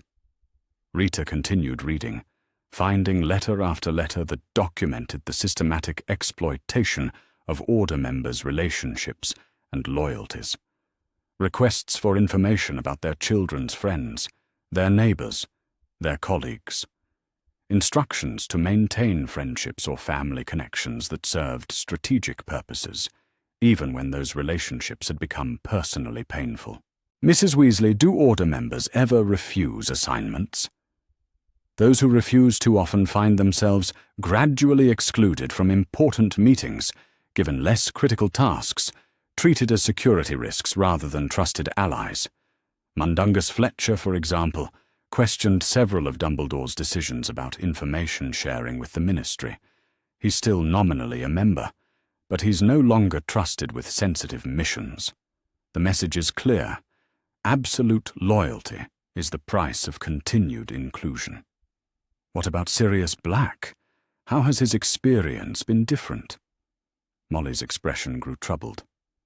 Sirius is a special case, and perhaps the most tragic example of how Dumbledore manipulates loyalty.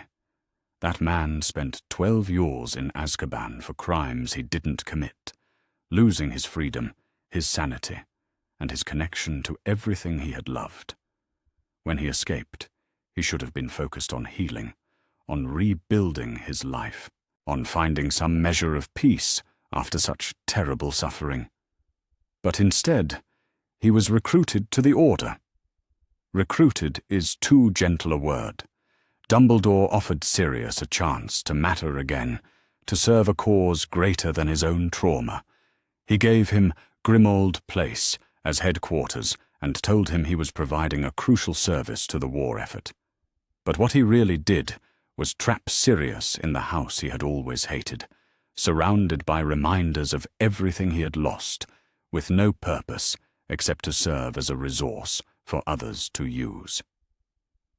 Rita found herself thinking of the broken man she had glimpsed through windows during her surveillance of Grimmauld Place, gaunt, restless, desperate for any action that would give his life meaning. Sirius can't leave the house for security reasons, can't resume a normal life, can't even have honest conversations about his experiences, because everything must be filtered through Order security concerns. He's been reduced to a tool, useful for his knowledge of dark magic and his connection to Harry Potter, but expendable if his psychological instability becomes inconvenient. And Harry Potter's role in all this? Molly's composure finally cracked, and tears began to flow freely down her cheeks. Harry isn't just the Order's objective. He's our inspiration and our anchor and our excuse for accepting unconscionable demands. When Dumbledore asks us to do something that conflicts with our values, he reminds us that it's for Harry's sake. When we question the cost of our service, he points to what Harry has already sacrificed. That boy has become both the reason for everything we do and the justification for everything we're asked to tolerate. Do you believe Harry understands his role? Harry believes he's the center of a movement dedicated to protecting him and defeating Voldemort. He doesn't understand that he's actually the tool that keeps the rest of us compliant. We can't question Dumbledore's methods, because Harry needs our support. We can't refuse dangerous assignments because Harry's safety depends on our intelligence gathering. We can't even protect our own children, because doing so might compromise Harry's mission.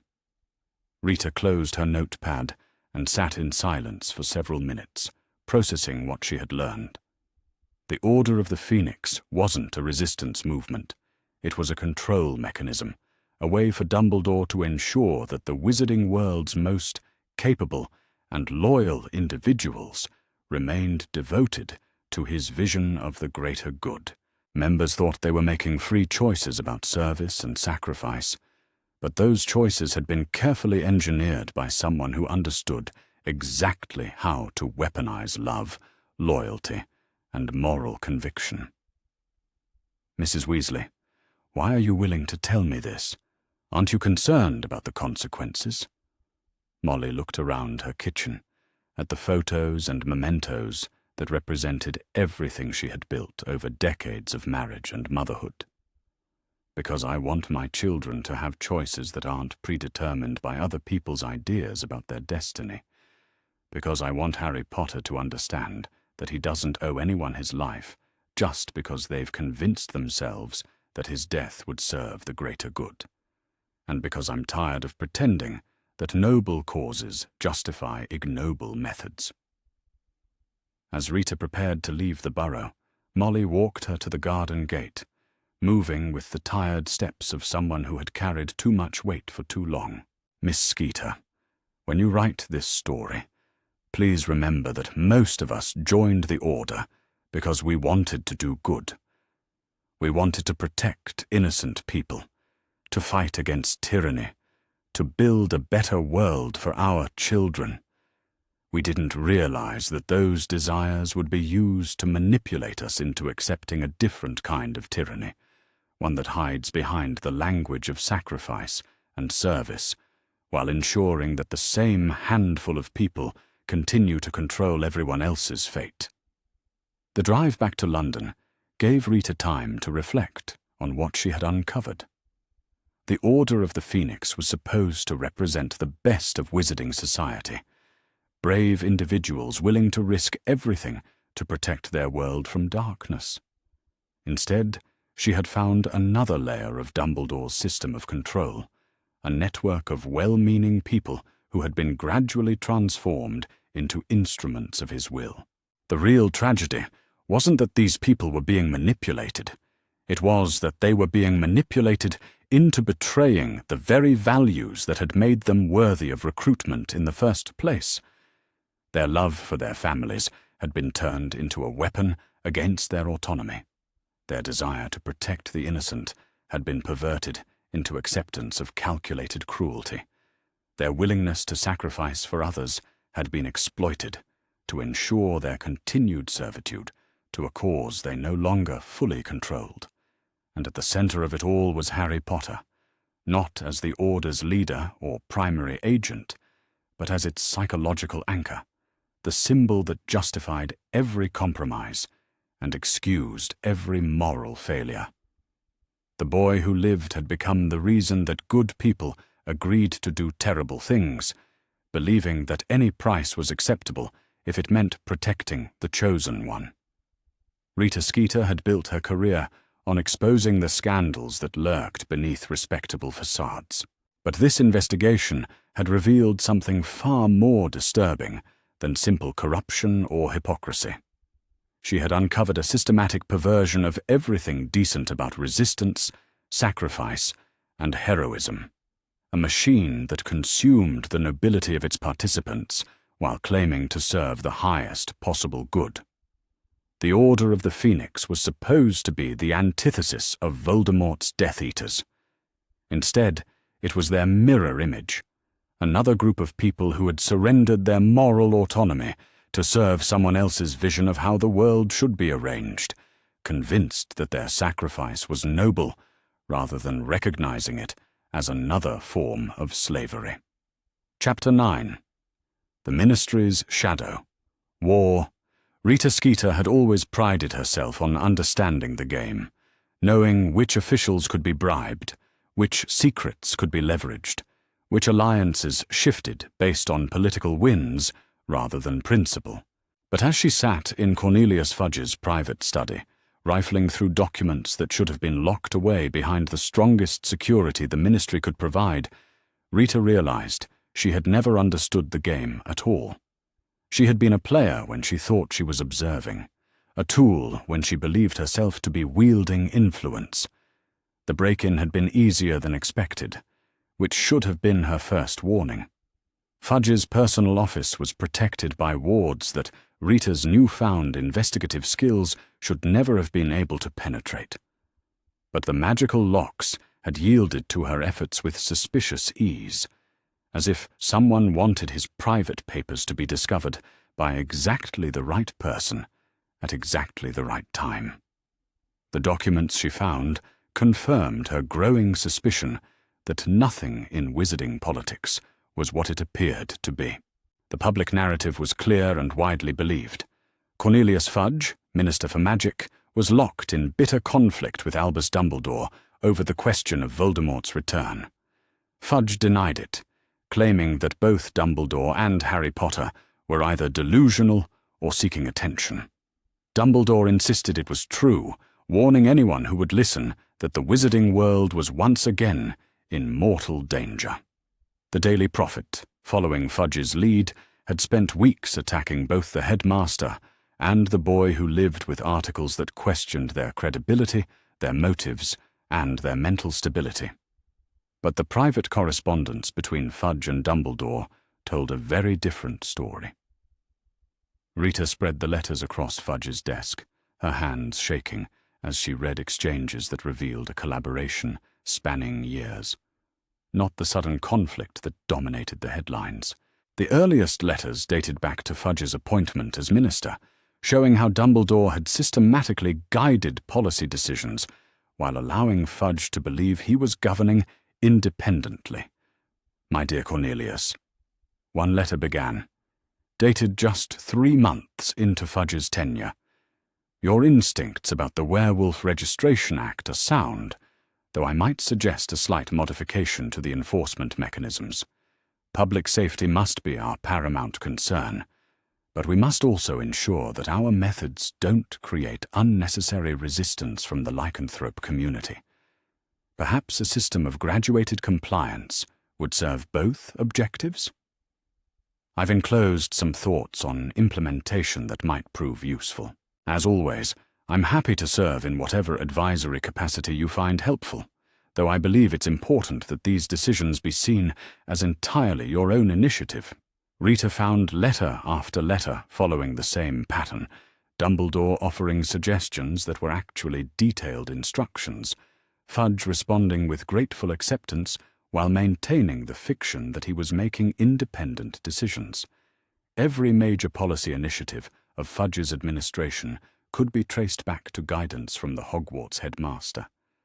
But it was the recent correspondence, dated just weeks after Harry Potter's return from the graveyard, that made Rita's blood run cold. Albus, Fudge had written, in his recognizable, slightly pompous style. I understand the necessity of the current strategy, but I confess I'm struggling with the public presentation.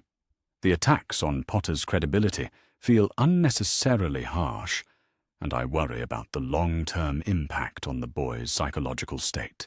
Surely there must be a gentler way to achieve the same strategic objectives.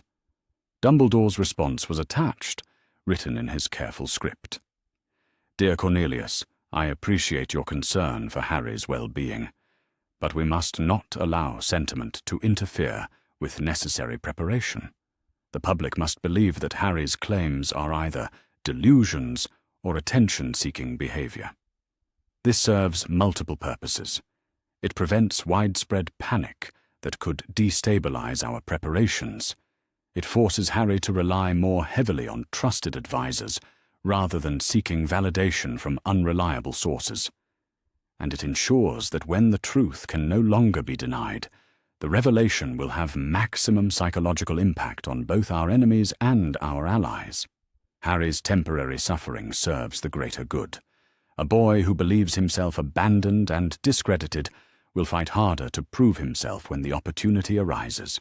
A public that has been systematically deceived about the scope of the threat will be more willing to accept extreme measures when those measures become necessary. Continue the campaign as planned. I will ensure that Harry receives the support he needs while maintaining the appearance of institutional rejection. Rita stared at the letter until the words blurred. The public conflict between Fudge and Dumbledore was entirely manufactured, a deliberate strategy to manipulate both Harry Potter and the general population. While appearing to be enemies, they were actually collaborating to ensure that when Voldemort's return could no longer be hidden, the wizarding world would be psychologically prepared to accept whatever emergency measures Dumbledore deemed necessary. She continued reading, finding detailed plans for information control that would have impressed the most authoritarian regimes in human history. Lists of journalists who could be trusted to plant specific stories, ministry employees who could be relied upon to leak carefully chosen intelligence, and private citizens whose social connections made them useful conduits for strategic rumors. Rita found her own name on several of these lists, with notations that made her feel physically sick. R. Skeeter, useful for character assassination campaigns. Minimal oversight required once target is identified. Excellent reach among middle-class readership. Recommend continued access to ministry sources in exchange for article placement. Below that, in Dumbledore's handwriting, agreed. Skeeter's willingness to fabricate details makes her particularly valuable for stories that require emotional impact over factual accuracy. Her reputation for sensationalism provides useful cover. Any subject she attacks becomes automatically discredited among serious readers. Rita realized with dawning horror that her entire career had been orchestrated. Every major story she had written, every scandal she had manufactured, every reputation she had destroyed, all of it had served someone else's agenda. She had thought herself a predator in the media landscape when she was actually prey, carefully fed information that would advance goals she had never understood. The documents revealed how thoroughly the wizarding public had been manipulated. Opinion polls that had been falsified to support predetermined policy positions. Emergency regulations that had been drafted months before the emergencies they supposedly addressed. Public hearings that had been staged with predetermined outcomes, featuring carefully selected witnesses who had been coached to provide specific testimony.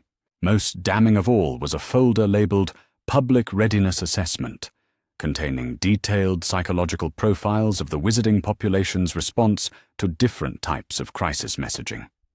The documents revealed years of systematic testing, small-scale emergencies that had been either allowed to occur or actively created to measure public reaction, then carefully analyzed to determine the most effective methods for controlling mass behavior during larger crises. The lycanthrope attacks of 1987 provided excellent data on public response to identity-based threats, one report noted with clinical detachment. Recommendation: future crisis messaging should emphasize threats to children and family structures rather than economic or political concerns. Fear for loved ones consistently produces more reliable compliance than fear for personal safety. The Goblin Uprising rumors of 1991 demonstrated effective techniques for managing financial panic. Public confidence can be maintained indefinitely provided that authoritative voices present consistent messaging about the severity and scope of threats. Recommend continued cultivation of trusted media figures who can serve as credible sources during future economic manipulation campaigns.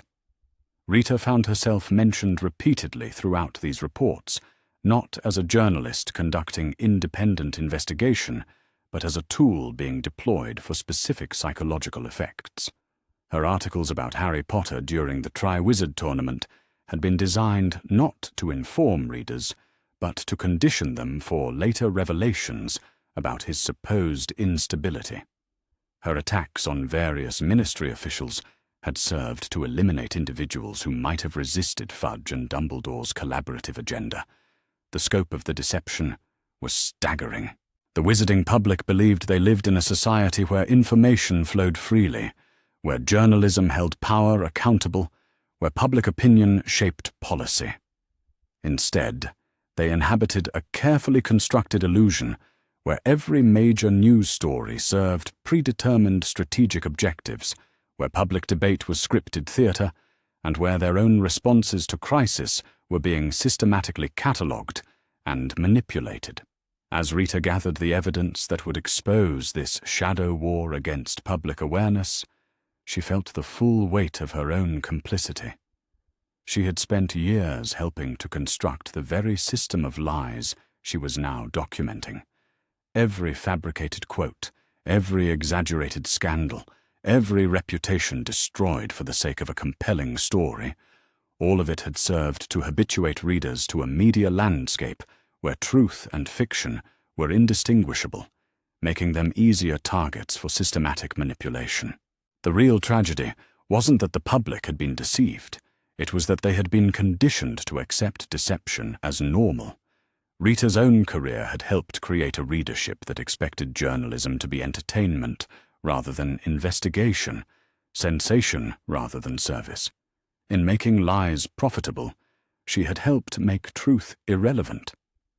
But perhaps the most disturbing revelation was how thoroughly the apparent conflict between Ministry and Dumbledore served both their interests. Fudge gained credibility as a leader willing to stand against pressure from unelected authorities. Dumbledore gained sympathy as a truth-teller being persecuted by corrupt officials. Meanwhile, their collaboration continued in private, with each public disagreement actually advancing their shared agenda of controlling information and managing public response. The wizarding world believed it was witnessing a struggle between competing visions of leadership and accountability. Instead, it was watching a carefully orchestrated performance designed to ensure that no matter which side appeared to win public support, the same small group of individuals would retain actual control over policy and information.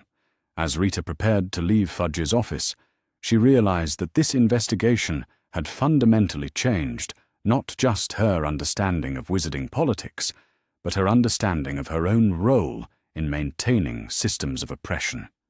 She had thought herself outside the power structures she reported on, an independent observer holding authority accountable.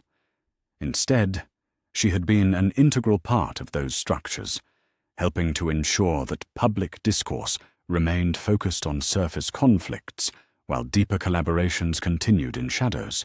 The real war wasn't between Fudge and Dumbledore, or between ministry policy and Hogwarts influence, or between official denial and insider revelation. The real war was between those who controlled information and those who consumed it, between those who understood the game and those who believed themselves to be making free choices based on accurate reporting. Rita Skeeter had spent her career helping the controllers win that war. Now, for the first time, she was preparing to fight on behalf of the consumed, the deceived, the manipulated masses who deserved to know what had been done to them in the name of governance and security. The question was whether truth could triumph over a system of lies that had been decades in the making, or whether revealing the scope of the deception would simply provide those in power with better information about how to refine their methods of control. Chapter 10. The Children's Crusade. Rita Skeeter had always assumed that children were collateral damage in adult conflicts, innocent bystanders who suffered the consequences of decisions made by their elders. But as she stood in the abandoned classroom on the 7th floor of Hogwarts, reading through documents that detailed the systematic recruitment and training of students as intelligence assets, Rita realized that childhood innocence had been weaponized more thoroughly than she had ever imagined.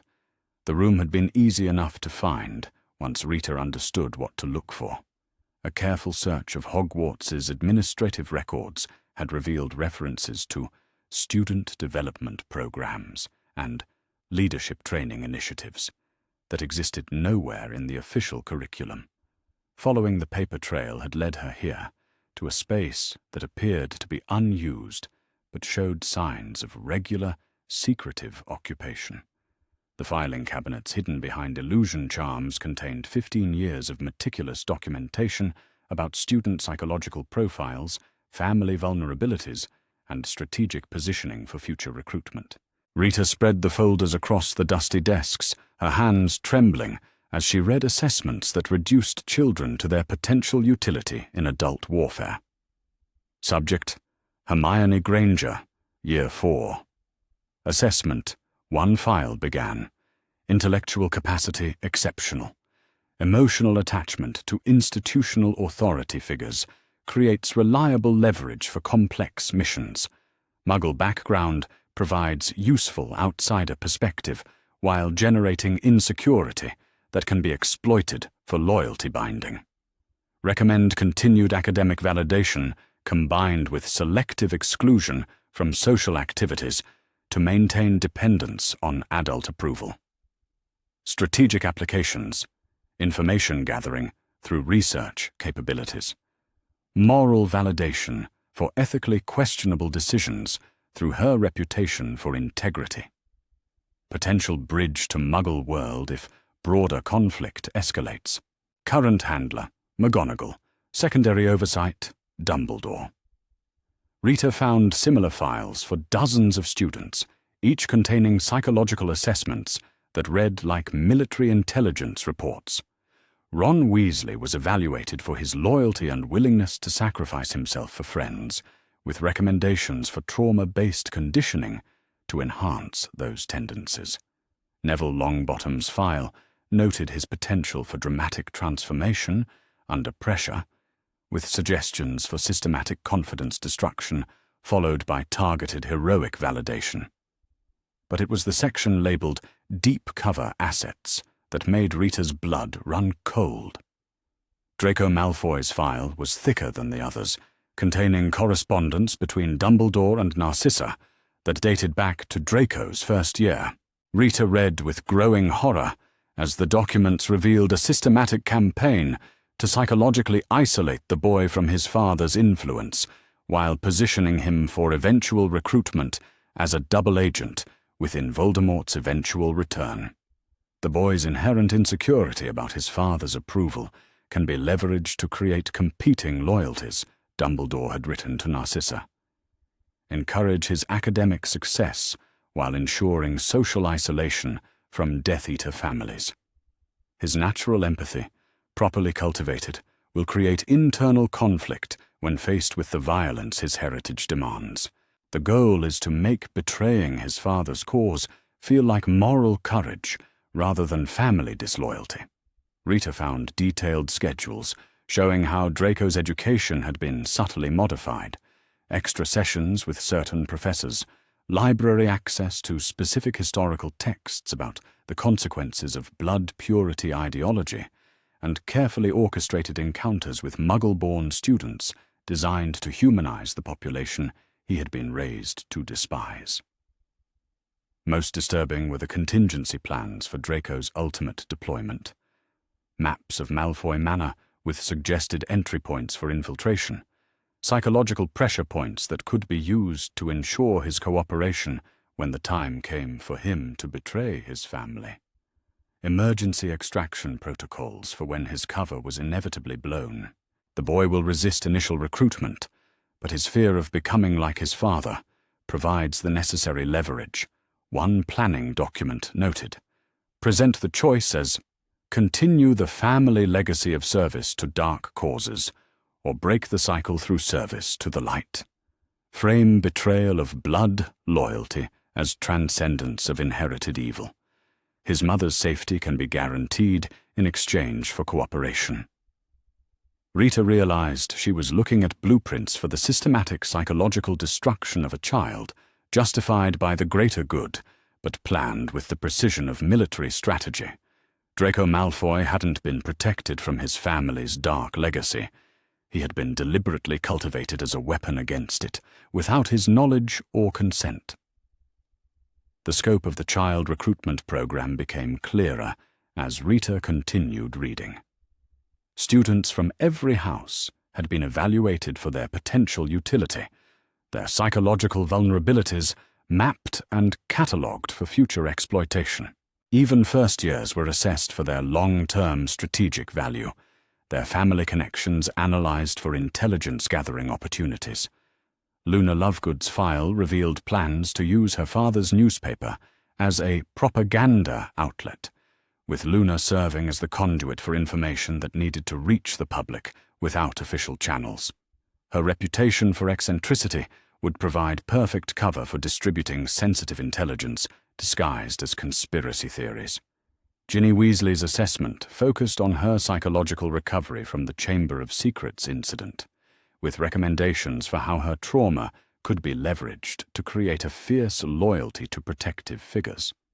Subject demonstrates strong capacity for violence when family is threatened.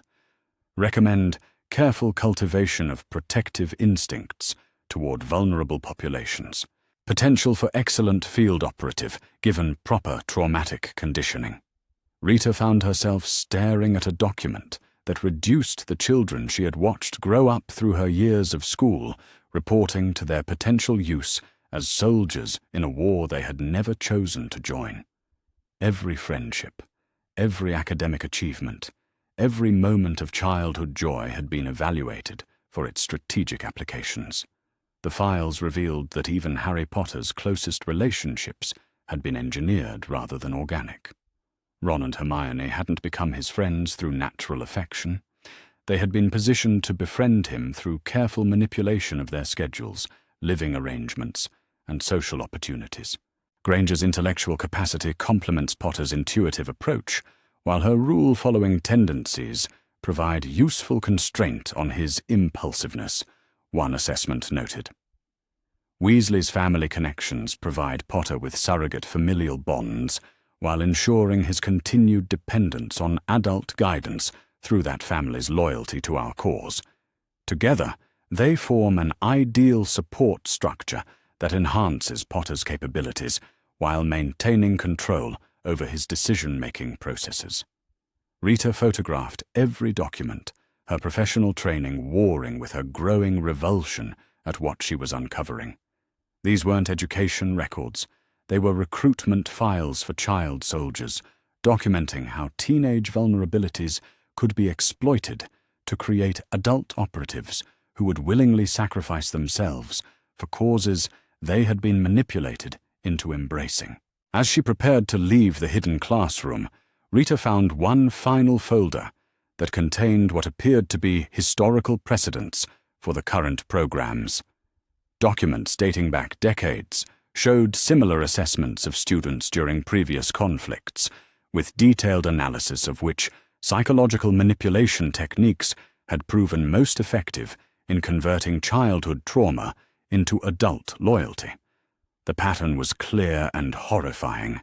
Every generation of conflict had produced child soldiers who believed themselves to be heroes, volunteer patriots who had actively been cultivated from childhood to accept their own expendability. The current war wasn't an aberration. It was the latest iteration of a systematic approach to weaponizing youth that stretched back generations. Rita realized that her own generation had probably been subject to similar manipulation, their career choices and political loyalties shaped by influences they had never recognized as artificial. Instead, those children were being systematically evaluated for their potential utility as future soldiers, their psychological vulnerabilities mapped for exploitation, their natural development redirected to serve strategic objectives they were too young to comprehend. The wizarding world celebrated stories of brave young heroes standing against darkness, never realizing that those heroes had been deliberately created through calculated psychological manipulation. The narrative of childhood courage and sacrifice obscured the reality that adults were systematically destroying children's agency and autonomy in service of their own political goals.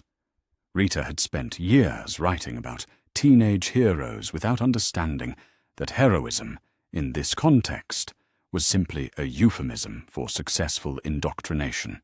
The children she had praised for their bravery and loyalty were actually victims of a system that had stolen their right to normal development and replaced it with predetermined roles in adult conflicts. As she considered how to present this information to a public that celebrated child soldiers as heroes rather than recognizing them as victims, Rita felt the full weight of challenging not just individual corruption, but an entire cultural mythology that made systematic child abuse appear noble and necessary. The real story wasn't that children were being endangered by adult conflicts. It was that children were being deliberately transformed into weapons, their natural development sacrificed to serve causes they had never freely chosen to support. And the most tragic aspect was that those children, and the society that celebrated their sacrifice, believed this transformation to be evidence of their exceptional courage rather than proof of their systematic exploitation. Rita Skeeter had uncovered evidence of child abuse disguised as heroism, psychological manipulation presented as character building, and systematic destruction of childhood innocence justified by the greater good. The question was whether the wizarding world was ready to confront the possibility that their most celebrated young heroes were actually the most successful victims of institutional child abuse in their history. Chapter 11. The Horcrux Hunt Blueprint. Rita Skeeter had always assumed that discovery was linear, that important revelations came to those who searched for them, building knowledge step by step until truth emerged. But as she sat in the private study of Professor Horace Slughorn's comfortable cottage, reading documents that revealed decades of careful investigation into the darkest magic imaginable, Rita realized that some truths had been known from the beginning, hidden not from lack of evidence, but from the terrible implications of acting upon that evidence. Finding Slughorn had required 3 days of detective work through ministry retirement records and old Hogwarts staff directories. The former potions master had retreated to a cottage in the Welsh countryside after leaving Hogwarts in the 1980s, claiming he wanted nothing more than to tend his crystallized pineapple and forget the darker aspects of his academic career. But Rita had learned that retirement was often where the most dangerous secrets were preserved, and Slughorn's obvious reluctance to discuss his former student Tom Riddle had suggested knowledge worth pursuing. "Miss Skeeter," Slughorn had said when she arrived unannounced at his door, "I rather expected someone would come eventually. Though I confess I hoped it might be later rather than sooner." The old professor was smaller than Rita remembered from her own school days, his walrus moustache now entirely grey, and his expansive presence diminished by what appeared to be years of carefully maintained guilt. But his eyes held the sharp intelligence that had made him one of Hogwarts' most effective teachers, and Rita suspected that his apparent frailty concealed a mind that had been wrestling with terrible knowledge for far longer than anyone realized. "You want to know about Tom, of course," Slughorn continued, settling into his favorite armchair with the careful movements of someone who had grown old carrying heavy secrets about what I taught him, what I suspected, what I should have done differently. But I suspect you've come here because someone else has been asking similar questions, and you want to understand why those questions matter now." Rita nodded, withdrawing the documents she had discovered in Dumbledore's personal research vault, papers that revealed an investigation into Horcruxes that dated back over a decade, long before Harry Potter's encounter with the diary that should have been Dumbledore's first exposure to such magic. "I've found evidence that Professor Dumbledore has been researching Horcruxes since at least 1981, Rita said, spreading the papers across Slughorn's coffee table.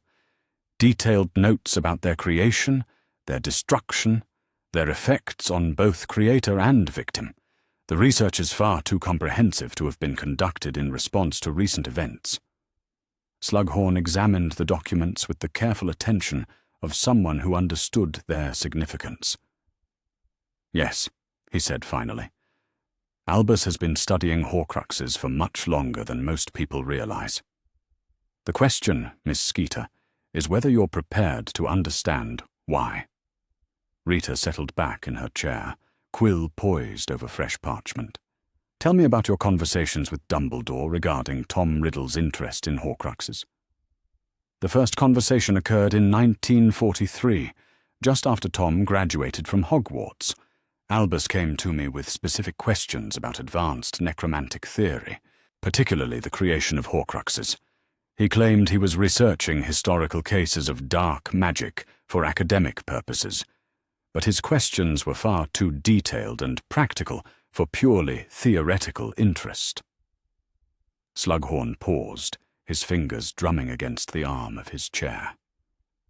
"I was reluctant to discuss such matters, even with a colleague of Albus's stature.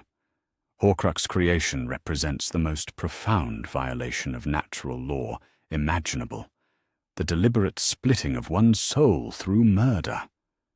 But Albus was persuasive, and I eventually shared what I knew about the theoretical process." "Did you tell him about your conversation with Tom Riddle as a student?" The old professor's face went pale. "Eventually, yes, but not immediately. It took Albus 3 years of careful questioning before I admitted that Tom had asked me directly about Horcrux creation during his 7th year. I had refused to give him detailed information then, but I provided enough theoretical framework that an intelligent student could have researched the specifics elsewhere." Rita leaned forward, sensing the deeper implications. "So Dumbledore knew by 1946 that Tom Riddle was interested in Horcruxes and had the theoretical knowledge to create them." "He knew more than that, Miss Skeeter. By 1950, Albus had developed a comprehensive theory about Tom's transformation into the Dark Lord. He believed, correctly as it turned out, that Tom had not only created Horcruxes, but had created multiple Horcruxes, splitting his soul repeatedly to achieve practical immortality." Slughorn rose and walked to a locked cabinet, withdrawing a thick folder that he handled with obvious reluctance. "These are copies of the research Albus shared with me over the years. His investigation into Tom's activities, his analysis of potential Horcrux locations, his theories about how they might be destroyed. But perhaps most importantly, his calculations about the collateral damage that would be required to locate and eliminate them." Rita opened the folder and felt her stomach turn as she read Dumbledore's careful handwriting, documenting a campaign that would span decades and cost hundreds of lives. Maps showing potential Horcrux hiding places, many of them heavily populated areas where retrieval would inevitably involve civilian casualties. Analyses of protective enchantments that could only be overcome through sacrifice of human life. Strategic assessments of which magical communities could be acceptable losses in service of the larger goal. "This isn't research," Rita whispered. "This is a war plan." "Indeed, and one that required specific timing to be effective. Albus calculated that attempting to destroy the Horcruxes immediately would result in massive casualties and limited success. Tom's power was at its peak, his followers were organized and numerous, and the Horcruxes themselves were protected by magic that would kill anyone who approached them unprepared. Rita continued reading, finding document after document that revealed Dumbledore's patient cultivation of circumstances that would make Horcrux destruction feasible. He needed Tom to fall from power first. He needed the Death Eater network disrupted. He needed time to research destruction methods that wouldn't require massive sacrifice of innocent life. Exactly. The attack on the Potter family wasn't just a tragic consequence of prophecy, Miss Skeeter. It was a necessary component of Albus's long-term strategy. Tom's defeat at Godric's Hollow provided the window of opportunity that decades of planning had been designed to create. Rita found herself staring at a timeline that showed Dumbledore's actions from 1981 onward, each decision clearly connected to his Horcrux elimination strategy. Harry Potter's placement with the Dursleys wasn't just about blood protection. It was about ensuring the boy would be psychologically prepared for the sacrifices that Horcrux hunting would require. When did Dumbledore realize that Harry Potter was himself a Horcrux? Rita asked. Slughorn's expression grew troubled. I believe he suspected it almost immediately. The scar, the connection to Tom's thoughts, the ability to speak Parseltongue, all of it suggested that some fragment of Tom's soul had attached itself to the boy. But confirming that suspicion required careful observation over many years. And once he confirmed it? Once Albus knew for certain that Harry carried a piece of Tom's soul, the boy's fate was sealed. You cannot destroy a Horcrux without destroying its container. Human Horcruxes can theoretically survive the process, but only under very specific circumstances that require the host to choose death willingly while protected by powerful sacrificial magic. Rita felt the pieces falling into place with sickening clarity. So Harry's entire upbringing, his psychological conditioning, his preparation for sacrifice, all of it was designed to make him willing to die when the time came to destroy the Horcrux within him. Precisely. Albus spent 15 years carefully cultivating Harry's willingness to sacrifice himself for others. Every trauma, every moment of suffering, every instance of being told he was special because of his connection to Tom, all of it served to prepare him for a death that Albus had planned before the boy could even speak. Rita read through Dumbledore's notes about Harry's psychological development, finding clinical assessments that reduced the boy's entire childhood to its utility in preparing him for martyrdom. Charts tracking his willingness to sacrifice himself for others, analyses of which experiences enhanced his self-destructive tendencies, strategies for maintaining his isolation and dependence on adult approval. But this document suggests that Harry might survive the process, Rita noted, pointing to a section about protective magic activated through willing sacrifice. Albus believed survival was possible, but he could never guarantee it. Harry's willingness to die had to be absolute, without any hope of survival that might compromise his resolve. The boy had to walk into death, believing it was permanent, or the protective magic wouldn't activate properly. Rita closed the folder and sat in silence for several minutes, processing the magnitude of what she had learned. So the entire war, Harry's training, the Order's missions, the search for Horcruxes, all of it has been building toward a moment when a 17-year-old boy will be convinced to kill himself. A 17-year-old boy who has been systematically conditioned from infancy to believe that his death would be noble rather than tragic, heroic rather than victimized. Albus has spent nearly 2 decades preparing Harry Potter to commit suicide and call it salvation. Rita thought about all the stories she had written about Harry over the years, all the ways she had unknowingly contributed to the mythology that would ultimately convince him to embrace his own death. The boy who lived had been transformed into the boy who must die, and everyone, herself included, had helped construct the narrative framework that would make that death seem inevitable rather than orchestrated. Professor Slughorn, why are you telling me this? Surely you understand that exposing this information will destroy everything Dumbledore has worked to achieve.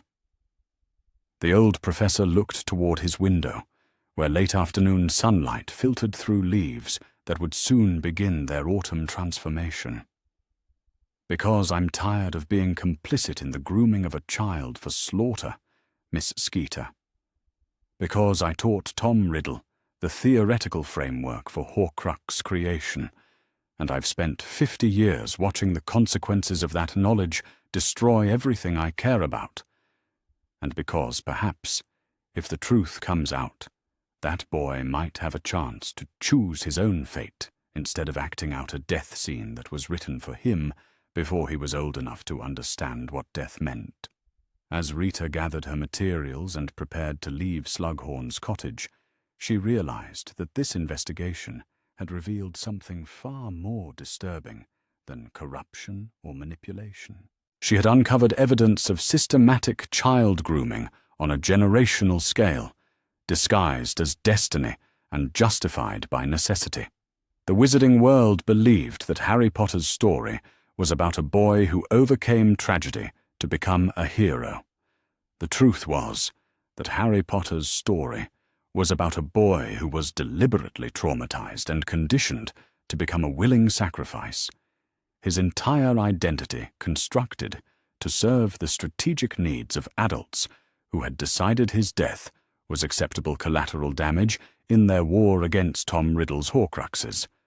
The most horrifying aspect wasn't that Dumbledore had planned Harry's death, it was that he had spent years making that death seem like Harry's own choice, ensuring that when the moment came, the boy would walk toward his execution, believing himself to be embracing heroism rather than succumbing to lifelong manipulation. Rita Skeeter had always thought the worst thing about powerful people was their willingness to sacrifice others for their own benefit. But she was discovering that the worst thing about truly powerful people was their ability to make their victims grateful for the privilege of being sacrificed. Chapter 12. The Truth Unleashed. Rita Skeeter sat in her flat at 3 a.m, surrounded by copies of the article that would either save or destroy the Wizarding world, and wondered if there was any meaningful difference between the two outcomes. The pages spread across her kitchen table represented weeks of investigation that had transformed her from a sensationalist journalist into something she had never expected to become. A person who understood the terrible weight of truth. The article was longer than anything she had ever written, more carefully researched than any story in her career, and more dangerous than any exposé she had ever contemplated publishing. 30,000 words documenting systematic child abuse, institutional corruption, generational manipulation, and the careful construction of heroic mythologies designed to disguise psychological warfare against the most vulnerable members of society. She had titled it simply, The Life and Lies of Albus Dumbledore, How the Wizarding World's Greatest Hero Became Its Most Dangerous Manipulator. The decision to publish had not come easily. Rita had spent 3 days reading and rereading the article, trying to convince herself that some version of the truth could be told without completely destroying the foundations that held magical society together. But every attempt to soften the revelations or present them in a more palatable form felt like returning to her old habits of manipulation and selective presentation. If she was going to honor the promise she had made to tell the truth, the whole truth had to be told. The publication strategy had required careful planning. The Daily Prophet would never print an article that challenged Dumbledore's reputation so fundamentally, and no single publication could provide the protection she would need once the story broke. Instead, Rita had arranged for simultaneous publication across 7 different outlets: the Quibbler, Witch Weekly, the International Wizarding Herald, the French magical journal La Gazette Magique, the American Magical Tribune, the Irish Spellcasters Weekly, and a new underground publication called The Truth Teller that had been started by former ministry employees who had grown tired of institutional dishonesty. The strategy was simple: make the story impossible to suppress by ensuring it appeared in too many places to control simultaneously. By the time's ministry censors or Hogwarts officials realized the scope of what had been published, the information would already be spreading too widely to contain. Rita had also taken precautions for her own safety. Copies of all her research materials were stored in 3 different locations, protected by charms that would automatically release the information to additional publications if anything happened to her. She had arranged for trusted contacts to verify her continued well-being at regular intervals, with instructions to begin wider distribution if she missed any scheduled check-in. The response had begun within hours of publication. The first owl arrived at dawn, bearing an official ministry seal and a summons for Rita to appear before the Department of Magical Law Enforcement to answer questions regarding allegations of criminal defamation and seditious libel. The second owl came from Hogwarts, carrying a letter from Professor McGonagall that expressed profound disappointment in the reckless endangerment of student welfare through the publication of unsubstantiated allegations. But it was the third owl that surprised Rita most. The letter bore no official seal or letterhead, just a brief message written in elegant script.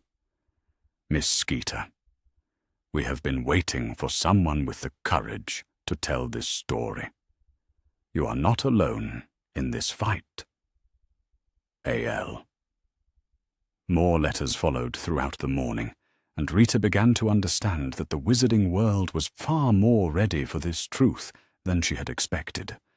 Parents wrote, expressing relief that someone had finally named what they had long suspected about their children's education.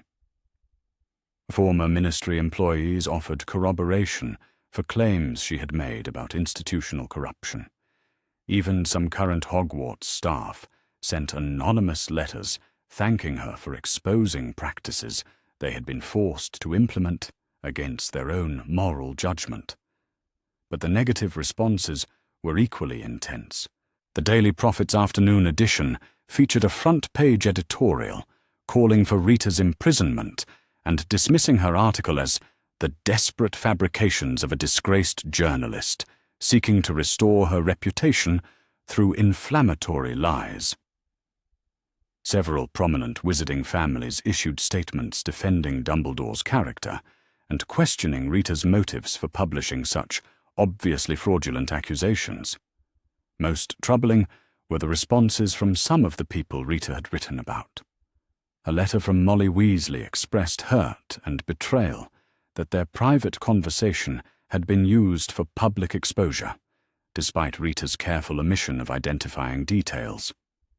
A representative of the Malfoy family threatened legal action for defamation, though their threat seemed more concerned with maintaining plausible deniability than actually challenging the truth of what had been reported. By evening, Rita realized that she had fundamentally misunderstood what would happen when truth confronted power.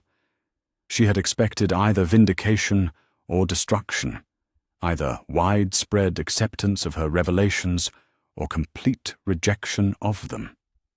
Instead, she was watching the wizarding world fracture along lines that had always existed but had never been openly acknowledged.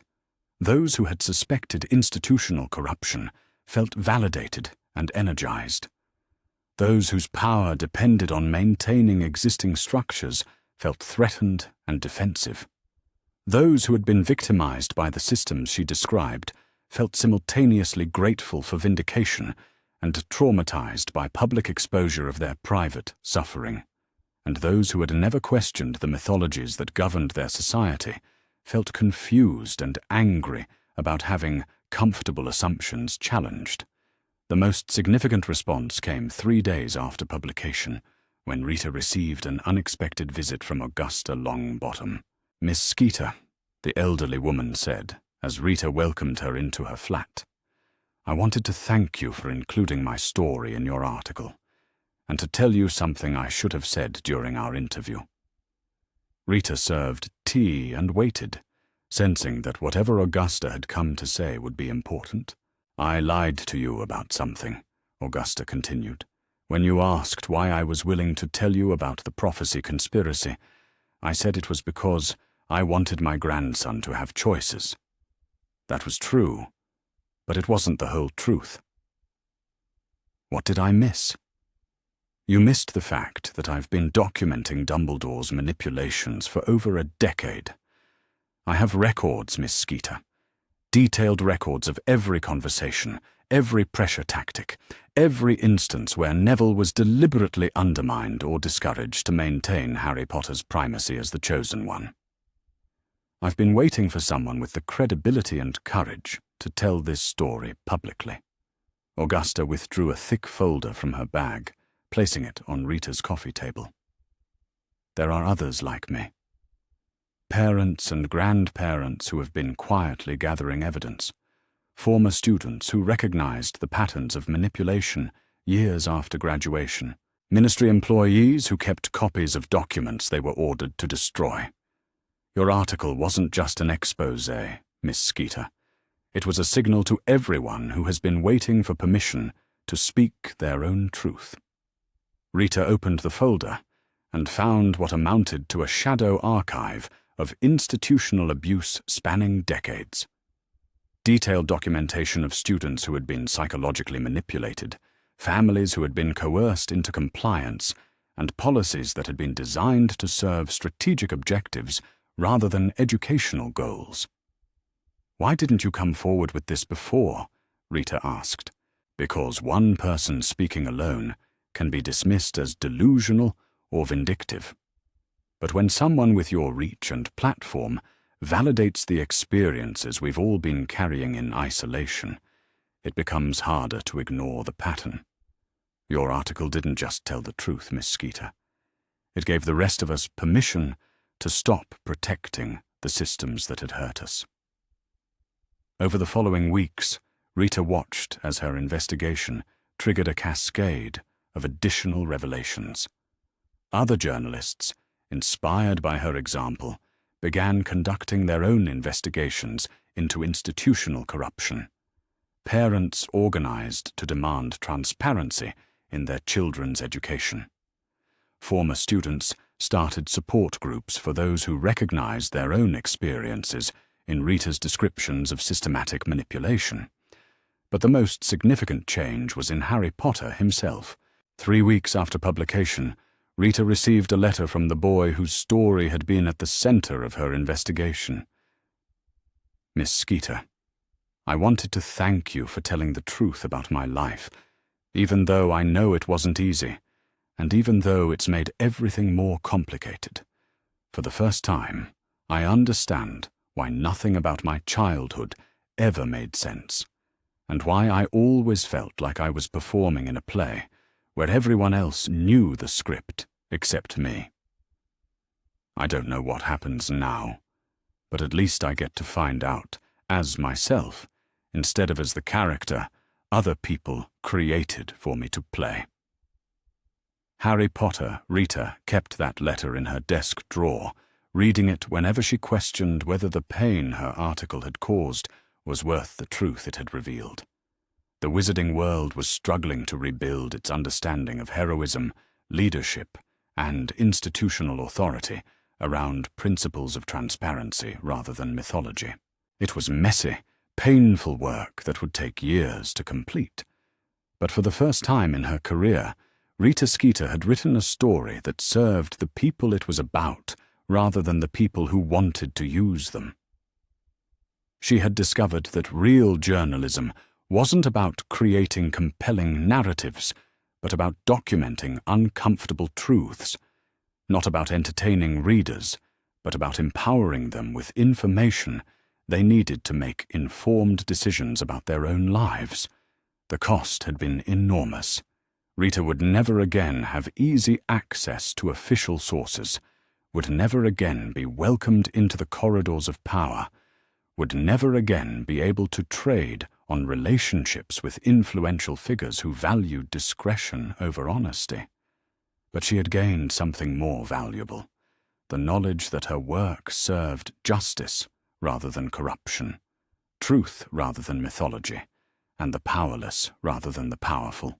As she began planning her next investigation into the systematic cover-up of war crimes during the first conflict with Voldemort, Rita reflected on the strange journey that had brought her from sensationalist to truth-teller. She had spent years using her skills to destroy people for profit and entertainment. Now she was using those same skills to destroy the systems that made such destruction possible. The truth, Rita had learned, was both more powerful and more fragile than she had ever imagined. It could topple governments and transform societies, but only if someone was willing to bear the personal cost of speaking it clearly and completely. For the first time in her professional life, Rita Skeeter was that someone, and she was finally ready to discover what other truths the wizarding world was strong enough to hear.